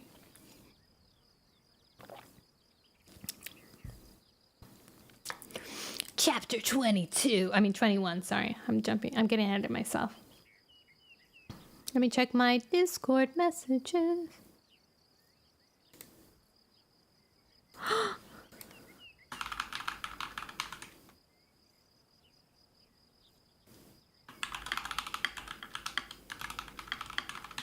The kitty cats are eating together, guys. Wonderful news. Alright, continuing. Chapter 21. Night was falling as the ThunderClan cats crossed the stream and entered WindClan territory. Out of the shelter of the trees, a stiff wind was blowing with an icy sting of rain. Now and then the moon or a star. I know, there's gonna end soon because there's drama. Now and then the moon or a star shone fitfully between rags of cloud, but for most of the time thick darkness covered the moor. The cats had to find their way by scent alone, barely able to see their own paws. "There's no sign of border patrol," Dustpelt whispered, sniffing. "That could mean they're defending the camp," Mistyfoot replied. "Shh!" Firestar's low hiss came from out of the darkness. "Stay alert. We don't know what we're getting into." Soon they reached the stream that flowed down from the WindClan camp. Firestar followed it for a while, then halted and tasted the air. Brambleclaw did the same. A strong scent of WindClan cats came up ahead, but none of the other clan scents. There was no sound of fighting cats, just the buffet of wind and the gurgling stream. A faint hope began to grow inside Brambleclaw that Mistyfoot had made a mistake. "Nothing," Firestar murmured when the silence had stretched out for many heartbeats. "We could go and ask One Whisker if everything's okay," Breakenfur suggested. "What? Stroll into his camp and tell them we came to fight off his enemies?" Dustpelt meowed. "I don't think so." Sandstorm murmured agreement, and after a moment's thought, Firestar echoed it. "You're right. The best thing we can do is go home." "But something's wrong, I'm sure of it," Mistyfoot protested. Her eyes gleamed with anxiety. "What about Leafpool's dream?" "We've no idea what Leafpool's dream means," Firestar pointed out. "Meanwhile, we're in fighting strength on another clan's territory. One Whisker would be well within his rights if he ripped our fur off." Dustpelt snorted. "I'd like to see him try." How many words per minute can I type? Not very many. I don't think I'm a very fast typer.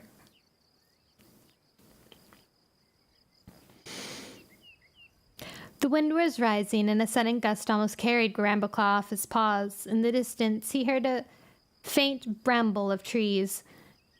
"Let's get back before the storm breaks," Firestar mewed. All the cats turned to follow him. Bringing up the rear, Brambleclaw cast one last glance towards the WindClan camp and froze as a wisp of scent drifted between his parted jaws. "Hawkfrost!" Firestar, wait! He rasped. Gazing up the hill, he saw several dark shapes flow over the rise from the opposite direction and launch themselves down into the hollow.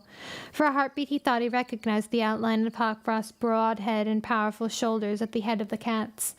A single screech split in the night. Firestar whipped around and raced back up the hill. Come on! Brambleclaw was shoulder to shoulder with him as they reached the edge of the hollow. More screeches split the night. In the darkness, Brambleclaw could make out nothing more than a caterwauling tangle of fur.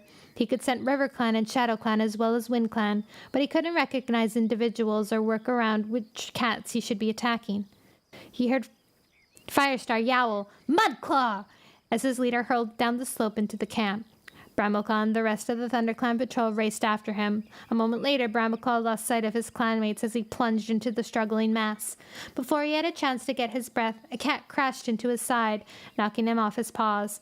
He twisted around and found himself glaring up into the eyes of Cinderheart from ShadowClan.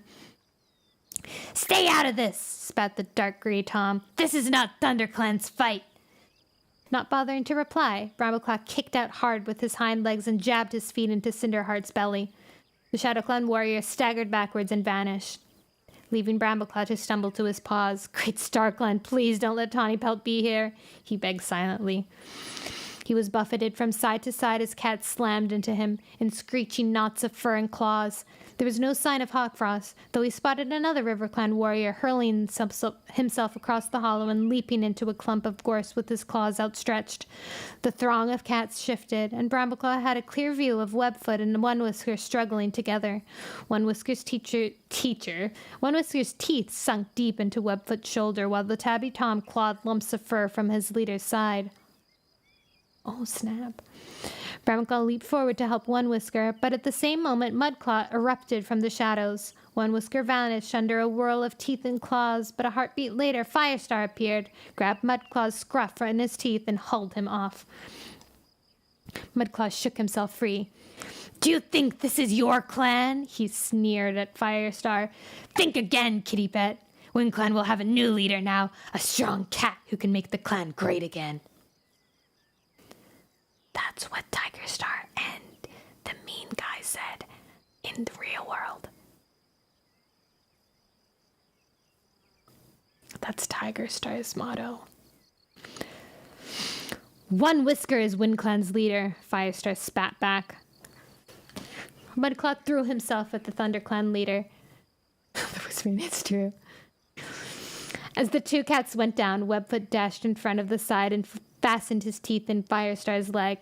Brambleclaw leaped towards them, but was brought to a jolting stop when a weight landed on top of him, rolling him to the ground. RiverClan scent flooded over him, but his attacker was black, not tabby.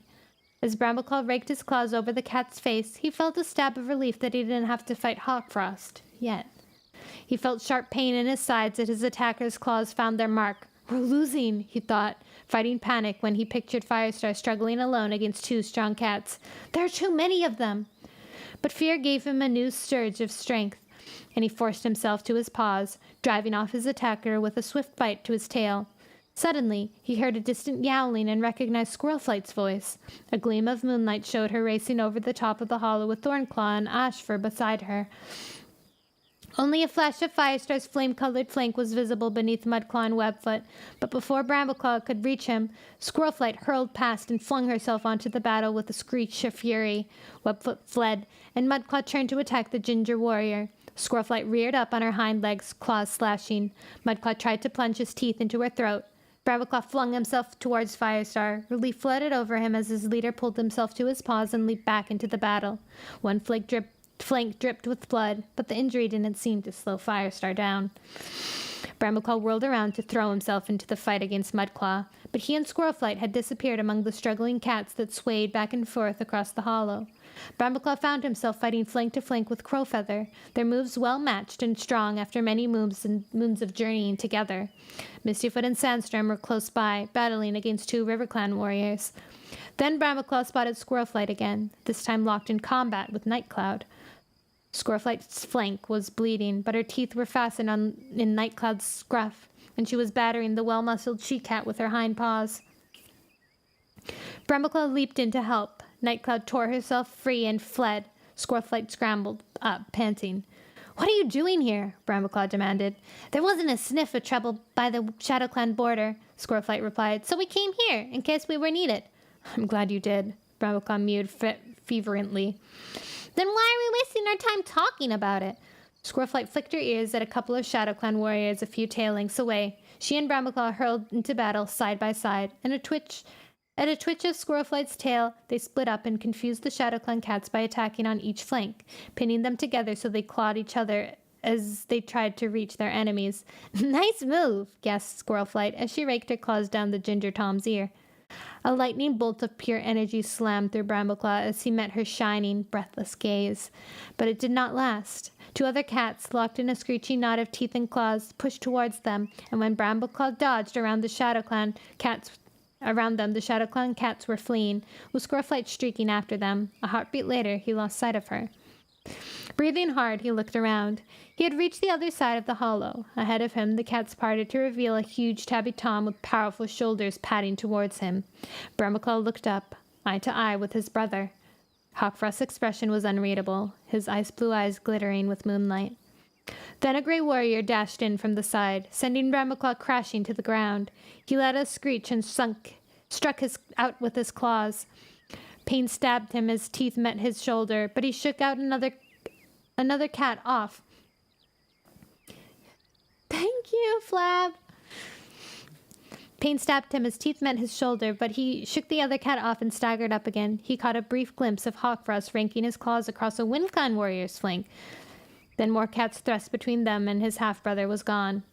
Thank you, Pride!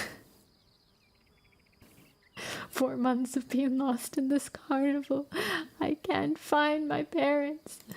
There's popcorn everywhere. I'm scared. Don't worry.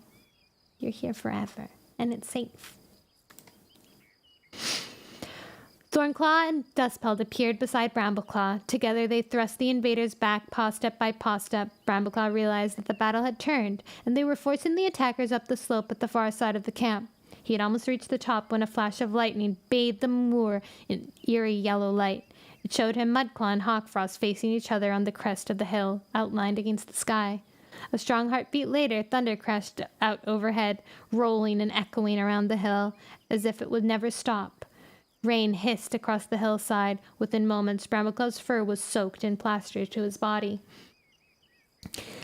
As if the breaking storm were a signal, Mudclaw let out a yowl and fled, with Hawkfrost hard on his paws. 2 ShadowClan warriors broke in opposite direction, heading towards the ThunderClan camp.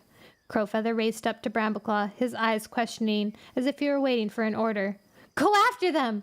Brambleclaw gasped, jerking his head towards the fleeing ShadowClan warriors. Instinctively used to obeying him, Crowfeather took off into the darkness. Oh my god.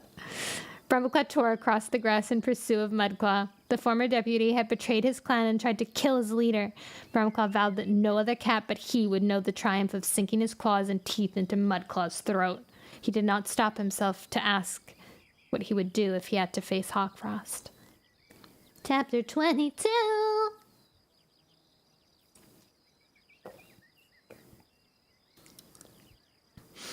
Grr, I hate you guys. Grr, grr. Grr. Brambleclaw, please. What should I do? Brambleclaw. I love Crowfeather. He's so funny.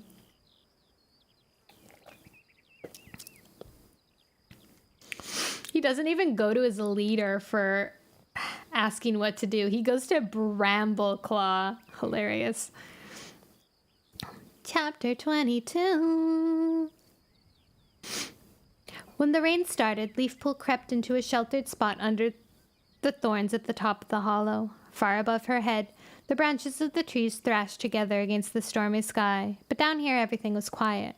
The only sound, the patter of raindrops, broken by rolls of thunder coming from the hills. Cloudtail had posted sentries around the hollow as soon as the other cats left with Firestar. Leafpool had volunteered to come up here and give an early warning if she heard invaders. All medicine cats were trained as warriors too, and she would use every fighting skill she possessed to defend her new home.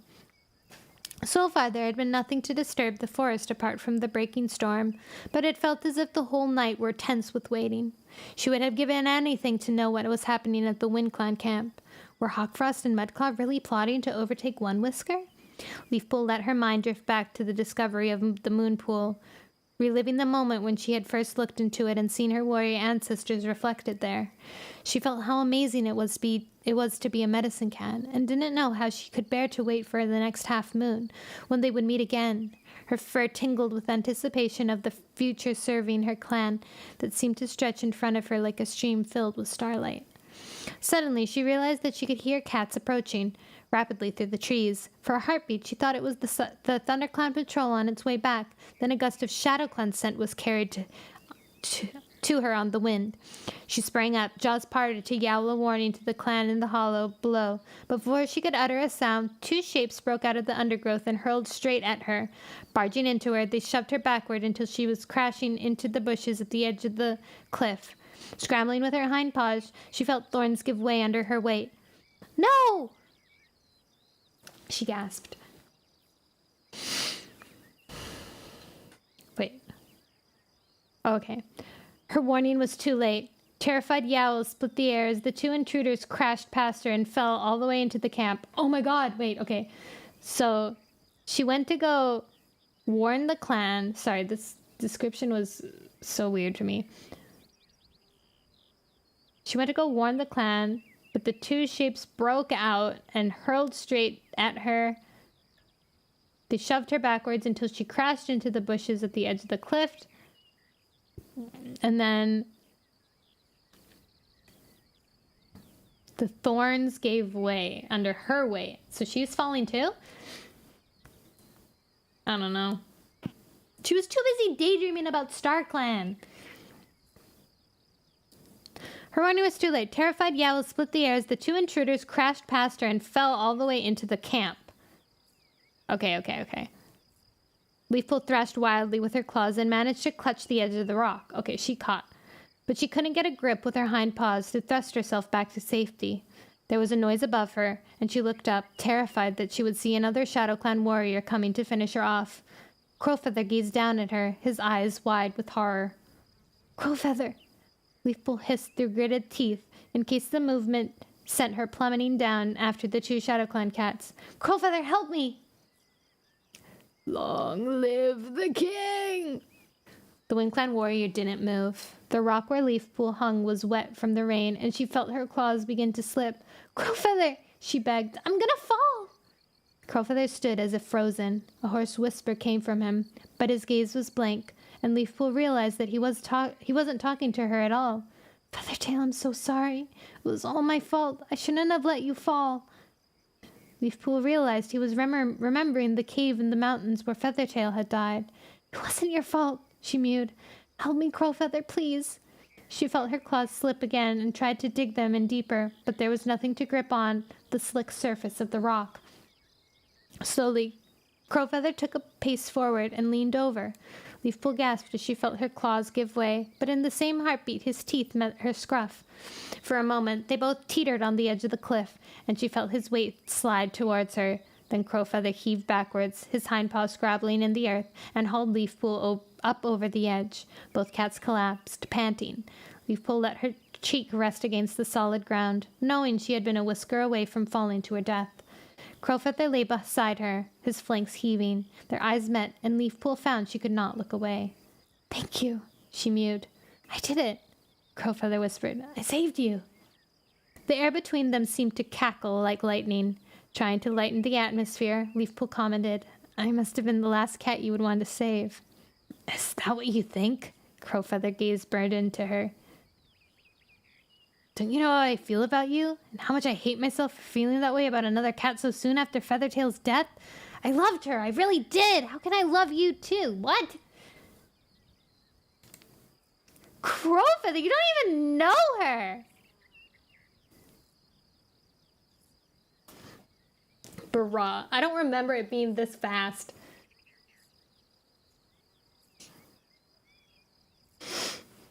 I thought they had more stuff going on between them. It was just like, it's only been like like catching eyes, It's only been that. They haven't actually like hung out together.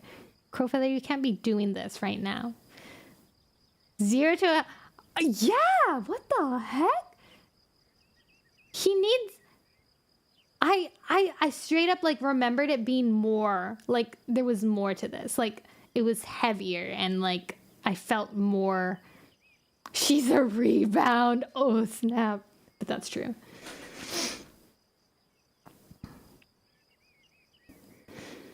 Me? But you walk in my dreams, Leafpool, Crowfeather whispered. No, Leafpool breathed. You can't love me. I'm a medicine cat, and I can't love you, she thought desperately.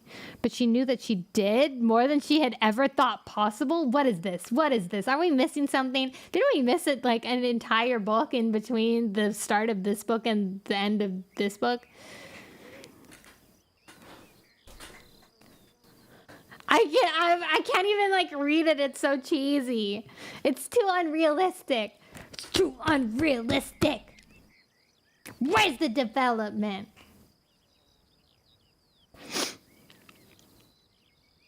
Mikarin. Hello. I'm laughing. I can't even be like, oh my god, what's happening right now? It happened before. There's been more of a... These talking cats are falling in love way too fast. Where is the realism? Exactly. Sorreltail and Breakenfur had way more of a realistic development, and we only saw them like 3 times doing that kind of like hush-hush business,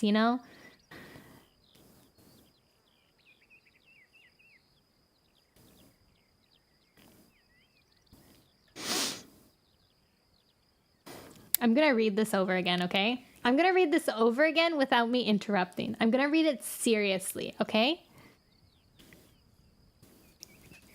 Okay. Thank you, she mewed. I did it, Crowfeather whispered. I saved you. The air between them seemed to cackle like lightning. Trying to lighten the atmosphere, Leafpool commented, I must be the last cat you would want to save. Is that what you think? Crowfeather's gaze burned into her. Don't you know how I feel about you? And how much I hate myself for feeling that way about another cat so soon after Feathertail's death?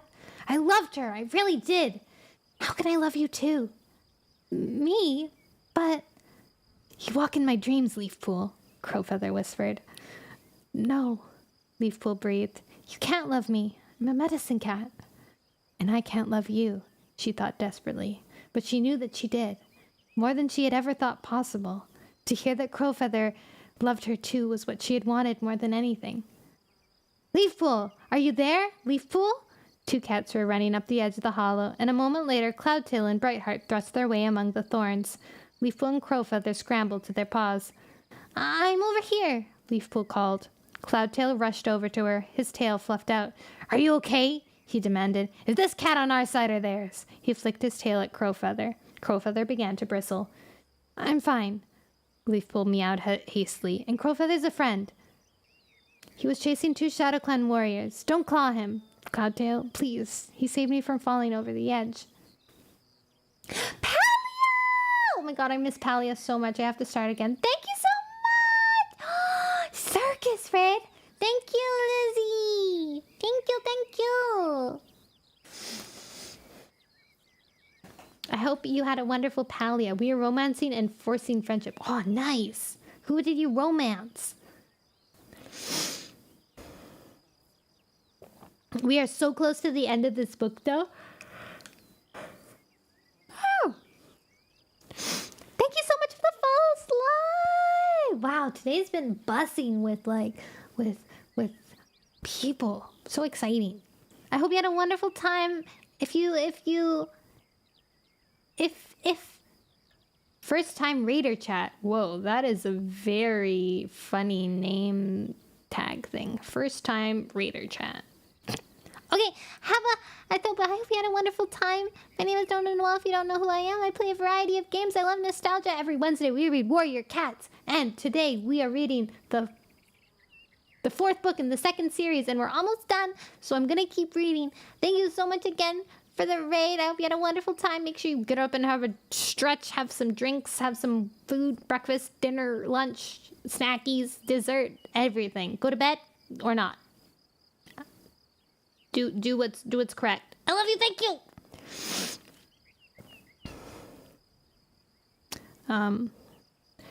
The White Warrior's eyes narrowed. Good. What happened to the Shadow Clan cats? Crowfeather asked. They're dead. Brightheart ducked under a branch to join her clanmates. They broke their necks. 2 dead.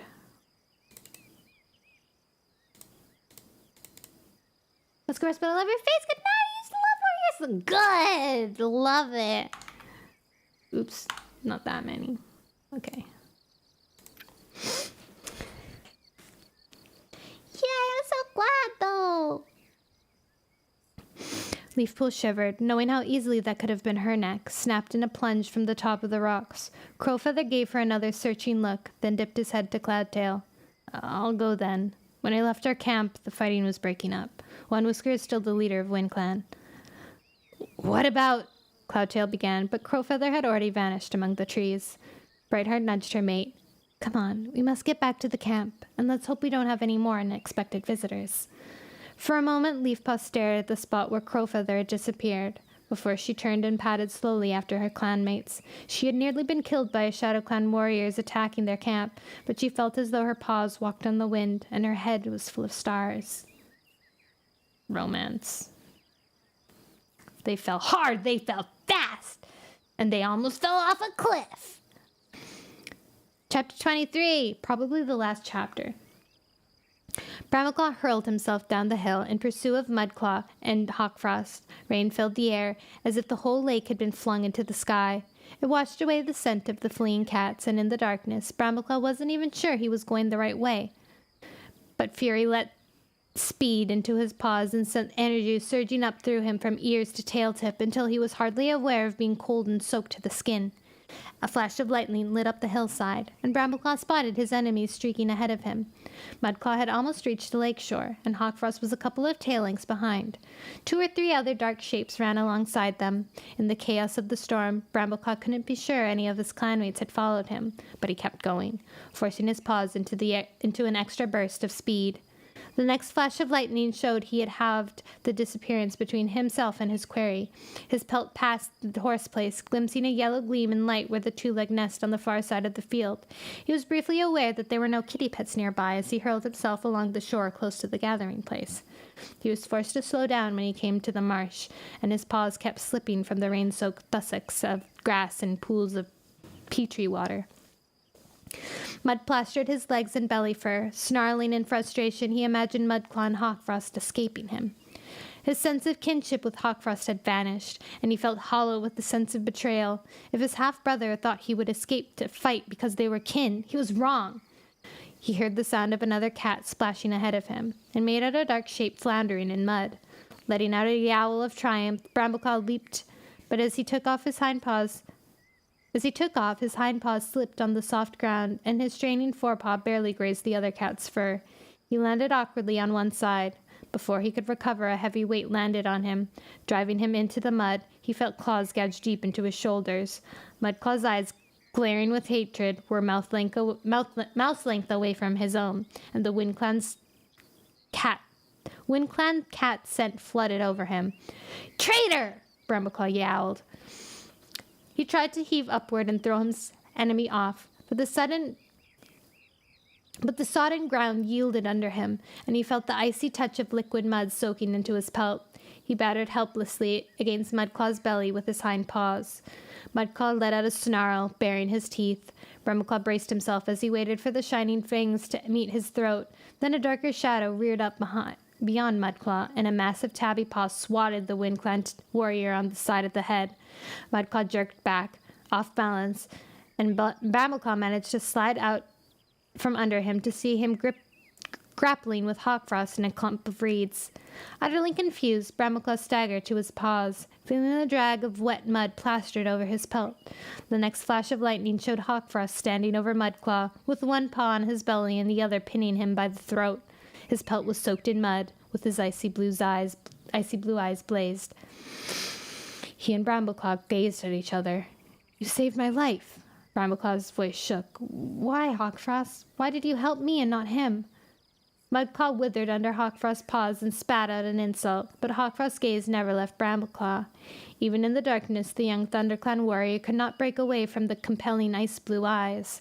For a few moments, the two of them seemed alone in the world, enclosed by the turmoil of the storm. You helped, Mudclaw, Brambleclaw stammered. You attacked WindClan. But now...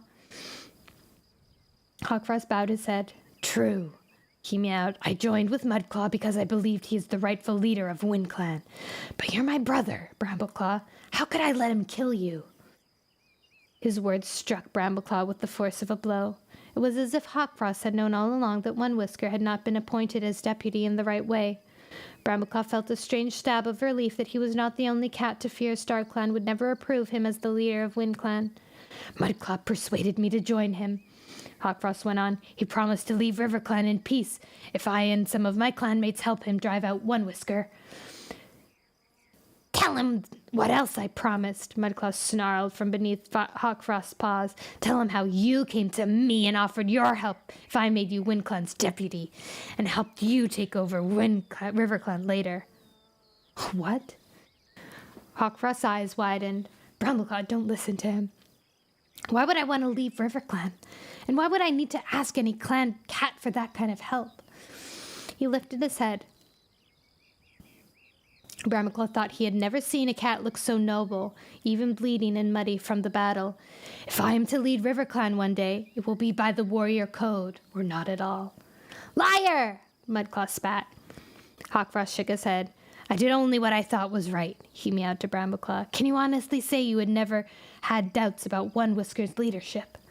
Brambleclaw could not reply. His half-brother's words struck too close to home. As he hesitated, Mudclaw let out a hiss of triumph and heaved himself up, thrusting Hawkfrost back into a reedy pool. Brambleclaw crouched to fight back as the WindClan warrior leapt at him, but Hawkfrost, recovering rapidly, dived between them and lashed out furiously at Mudclaw with teeth and claws. Mudclaw veered to one side, then turned and fled. His dark shape soon lost in the night. Without another word, Hawkfrost spun around and splashed off after him, leaving Brambleclaw to follow. Lightning flashed again, and above the answering roll of thunder, Brambleclaw heard a cat calling his name. He glanced back to see Squirrelflight standing behind him, her eyes wide with horror. What are you doing? She gasped. You're letting him go! No, you don't understand, Brambleclaw began. I heard what Mudclaw said. Hawkfrost helped him so he could be deputy of WindClan and take over RiverClan. He's dangerous, Brambleclaw. But Mudclaw's lying, Brambleclaw protested. A claw of lightning tore the sky from top to bottom. The pulsing blue-white flare lit up a cat standing on the shore opposite of the island. It was Mudclaw. In the same heartbeat, an ear-splitting crack sounded across the water. The lightning crackled down to the topmost branches of one of the trees on the island, outlining it briefly in a spike of flame. The tree began to fall, gathering momentum as it toppled. Too late, Mudclaw turned to flee. His screech of terror was cut off as the tree crashed down on the shore, its branches clattering like bones. Brambleclaw stumbled forward through the swamp until he reached firmer ground. As if the storm had done its work by destroying the tree, it began to move away. The next flash of lightning was over the hills, and the thunder echoed more distantly. The rain faded to a soft hiss, and ragged gaps began to appear in the clouds, allowing a feeble moonlight to fall over the lake. By its light, Brambleclaw could see more cats gathering on the shore, among them Firestar, One Whisker, and his deputy Ashfoot. The WindClan leader looked exhausted, and blood trickled from a long gash on his shoulder. His eyes were hollow with the knowledge that Mudclaw and the other WindClan warriors had been traitors plotting secretly against him. Brambleclaw splashed his way across to his leader and the WindClan cats. Together they approached the tree. Brambleclaw froze as he spotted movement among the branches. He braced himself, ready to battle to death if Mudclaw was still alive. Then the branches shifted, and a tabby cat backed clumsily out, his hind paws scrambling for a grip on the pebbles. Brambleclaw blinked. It was Hawkfrost. His half-brother had his teeth fixed in Mudclaw's scruff as he dragged him into the open. The WindClan warrior's head lolled in an awkward angle, and his limbs trailed limply upon the ground. Hawkfrost dragged him up to One Whisker and let the body fall at the clan leader's paws. The tree crushed him, he rasped. Your leadership is safe. One Whisker bent his head and sniffed at the former deputy. The clan will grieve for him, he murmured. He was a fine warrior once. Ashfoot let out a faint hiss. He betrayed you! As did you! One Whisker spat, rounding on Hawkfrost. You helped him! He unsheathed his claws, ready to spring on the massive tabby. Hawkfrost bowed his head, and Brambleclaw felt his belly clench in horror at what One Whisker might do in revenge. I admit it, Hawkfrost meowed. I ask your forgiveness. I truly believed that Mudclaw was the rightful leader of Wind Clan, and because of that, at his request, I brought cats from River Clan and Shadow Clan to help him. But Star Clan has given us a clear sign by sending the lightning to destroy Mudclaw. One Whisker, you are Wind Clan's true leader, chosen by Star Clan. Do with me that you will. One Whisker glanced at Firestar, but the ThunderClan leader just flicked his ears, indicating that this was One Whisker's problem to solve. Brambleclaw looked closely at Firestar, trying to read his reaction to the news that StarClan approved of One Whisker's leadership after all, but Firestar's expression gave nothing away. Meanwhile, Ashfoot padded forward to investigate the branches of the fallen tree. Hawkfrost is right, One Whisker. You couldn't hope for a better sign than this. StarClan sent lightning to strike the tree and kill the cat who would have taken your place. There is no doubt now that you're the cat StarClan has chosen to lead Wind Clan. One Whisker raised his head, light growing in his eyes. Then I shall be honored to accept my 9 lives. Turning back to Hawkfrost, he went on. I can't blame you for having doubts, nor any of the other cats who supported Mudclaw. How can I, when I doubted myself? I forgive you freely. You and all the rest. Hawkfrost dipped his head again and stood back. Brambleclaw patted to his side and brushed against his sodden fur. Still have to thank you for saving my life, he murmured. Hawkfrost glanced at him with a flicker of warmth in his eyes. At least I did one thing tonight I'm not ashamed of, he mewed. Brambleclaw touched his half-brother's shoulder with the tip of his tail. You believed you were following the warrior code by helping Mudclaw. You can't feel guilty about that. More cats had begun to appear along the lakeshore, among them Dustpelt and Brakenfur, Mistyfoot and Tornear. They gathered in a ragged semicircle around the clan leaders and the body of Mudclaw. Look at this! Brakenfur meowed. He jumped onto the tree and padded a little ways across the lake water. It's like a 2-leg bridge, Mistyfoot exclaimed. Brakenfur turned back, springing down into the pebbles with a rustle of branches. We can use the falling tree to reach the island, he meowed. It's wide enough for all of us to cross safely. We can use it for gatherings after all. Brambleclaw realized that the last problem with their new home had been solved. Thanks to the Leaf Pool, they had the Moon Pool where they could share tongues with StarClan, and now the island would give them a safe place to gather that would belong to all the clans and none. Instinctively, he looked around for Squirrelflight and spotted her standing beside Dustpelt. He took a pace towards her, wanting to convince her that Hawkfrost had told the truth about why he had helped Mudclaw attack WindClan, but as he met her gaze, her eyes narrowed. Deliberately, she turned away and began to stalk along the lake shore. Brambleclaw stared after her without moving. Squirrelflight clearly wanted nothing more to do with him. It wasn't hard to guess why. She must have seen him speaking with Hawkfrost. He felt hollow inside. Why did Squirrelflight always have to think the worst of the River Clan warrior? His dream of meeting Tigerstar and Hawkfrost flooded back into his mind. Whether Squirrelflight liked it or not, the three of them were kin, but he didn't share Tigerstar's bad blood. Why couldn't the same be true for Hawkfrost? Brambleclaw longed to share this victory with Squirrelflight, but he knew that as long as she only saw Tigerstar's worst possible legacy in him and his half-brother, they could have no future together. He watched her pad along the shore, getting smaller and smaller, and waited until she had vanished among the shadows before he set out for home. The end! So I love your model, Toki. Thank you so much! Hydrate, thank you for the hydrate moons! That's it. That's how it ended.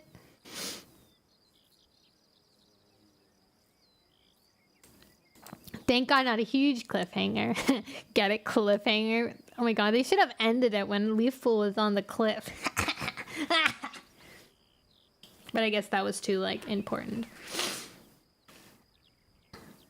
I guess when you're a kid, you don't really understand how love works in that kind of context, you know? Like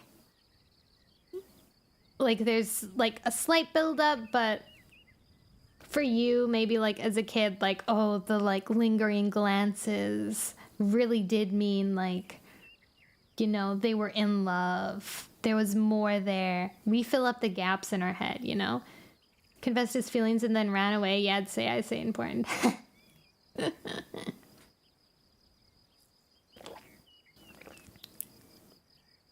Very wild, very wild. But yeah, we finished.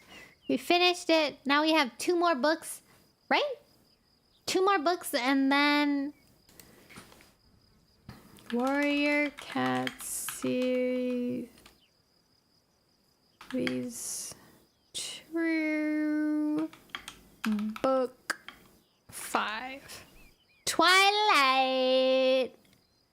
Yeah, Twilight and then Twilight and then what?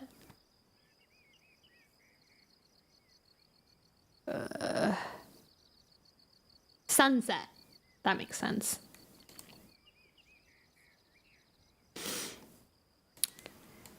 Warrior Cats.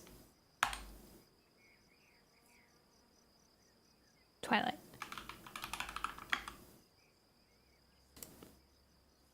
Yahoo! Wahoo! Yippee! Oh, Twilight. I think Twilight or Sunset had another upsetting death. I can't remember.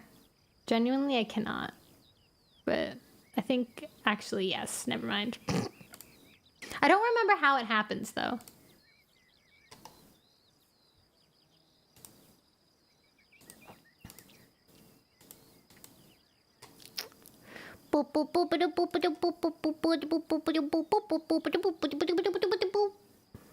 I remember it too well. Oh, well. Yeah. Yeah. All right, guys, let's raid somebody. Oh, Ridley's streaming. Corey's streaming. Done streaming. Dang it. Well, I haven't raided Ridley before, so I'll raid Ridley. Oh, Bunny's streaming too.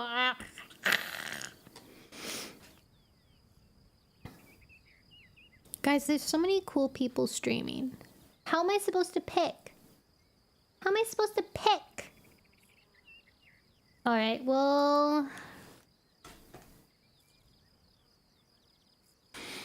I think we'll raid Ridley. Just because Ridley just started streaming again.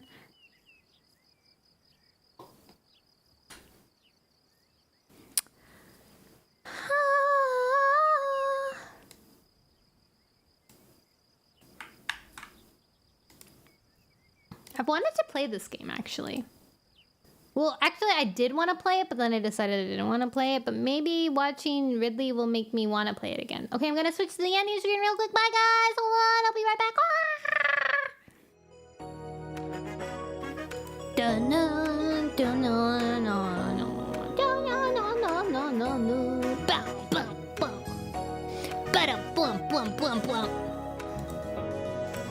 Thank you guys for hanging out with me. No stream tomorrow.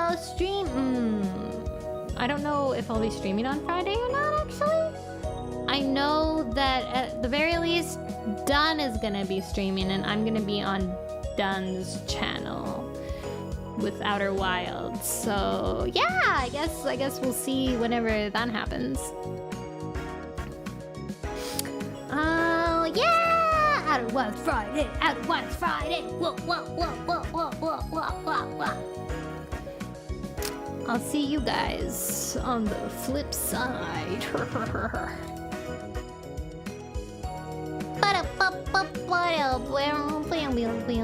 Be over here is Loki like being behind the scenes since you get cut off Twitch due to the raid.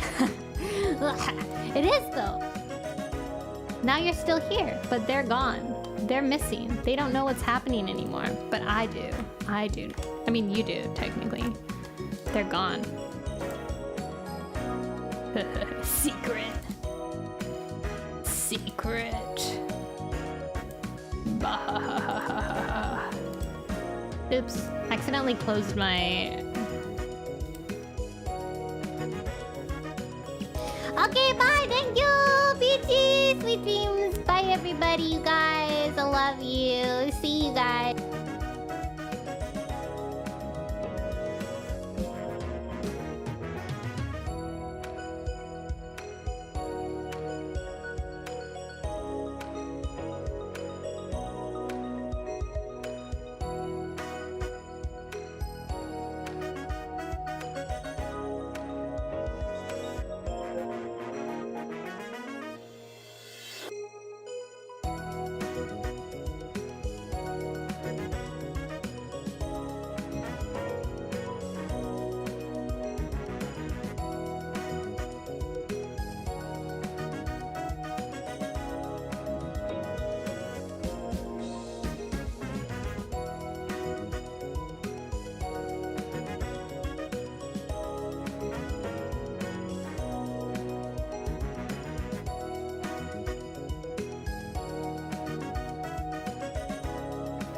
I got distracted.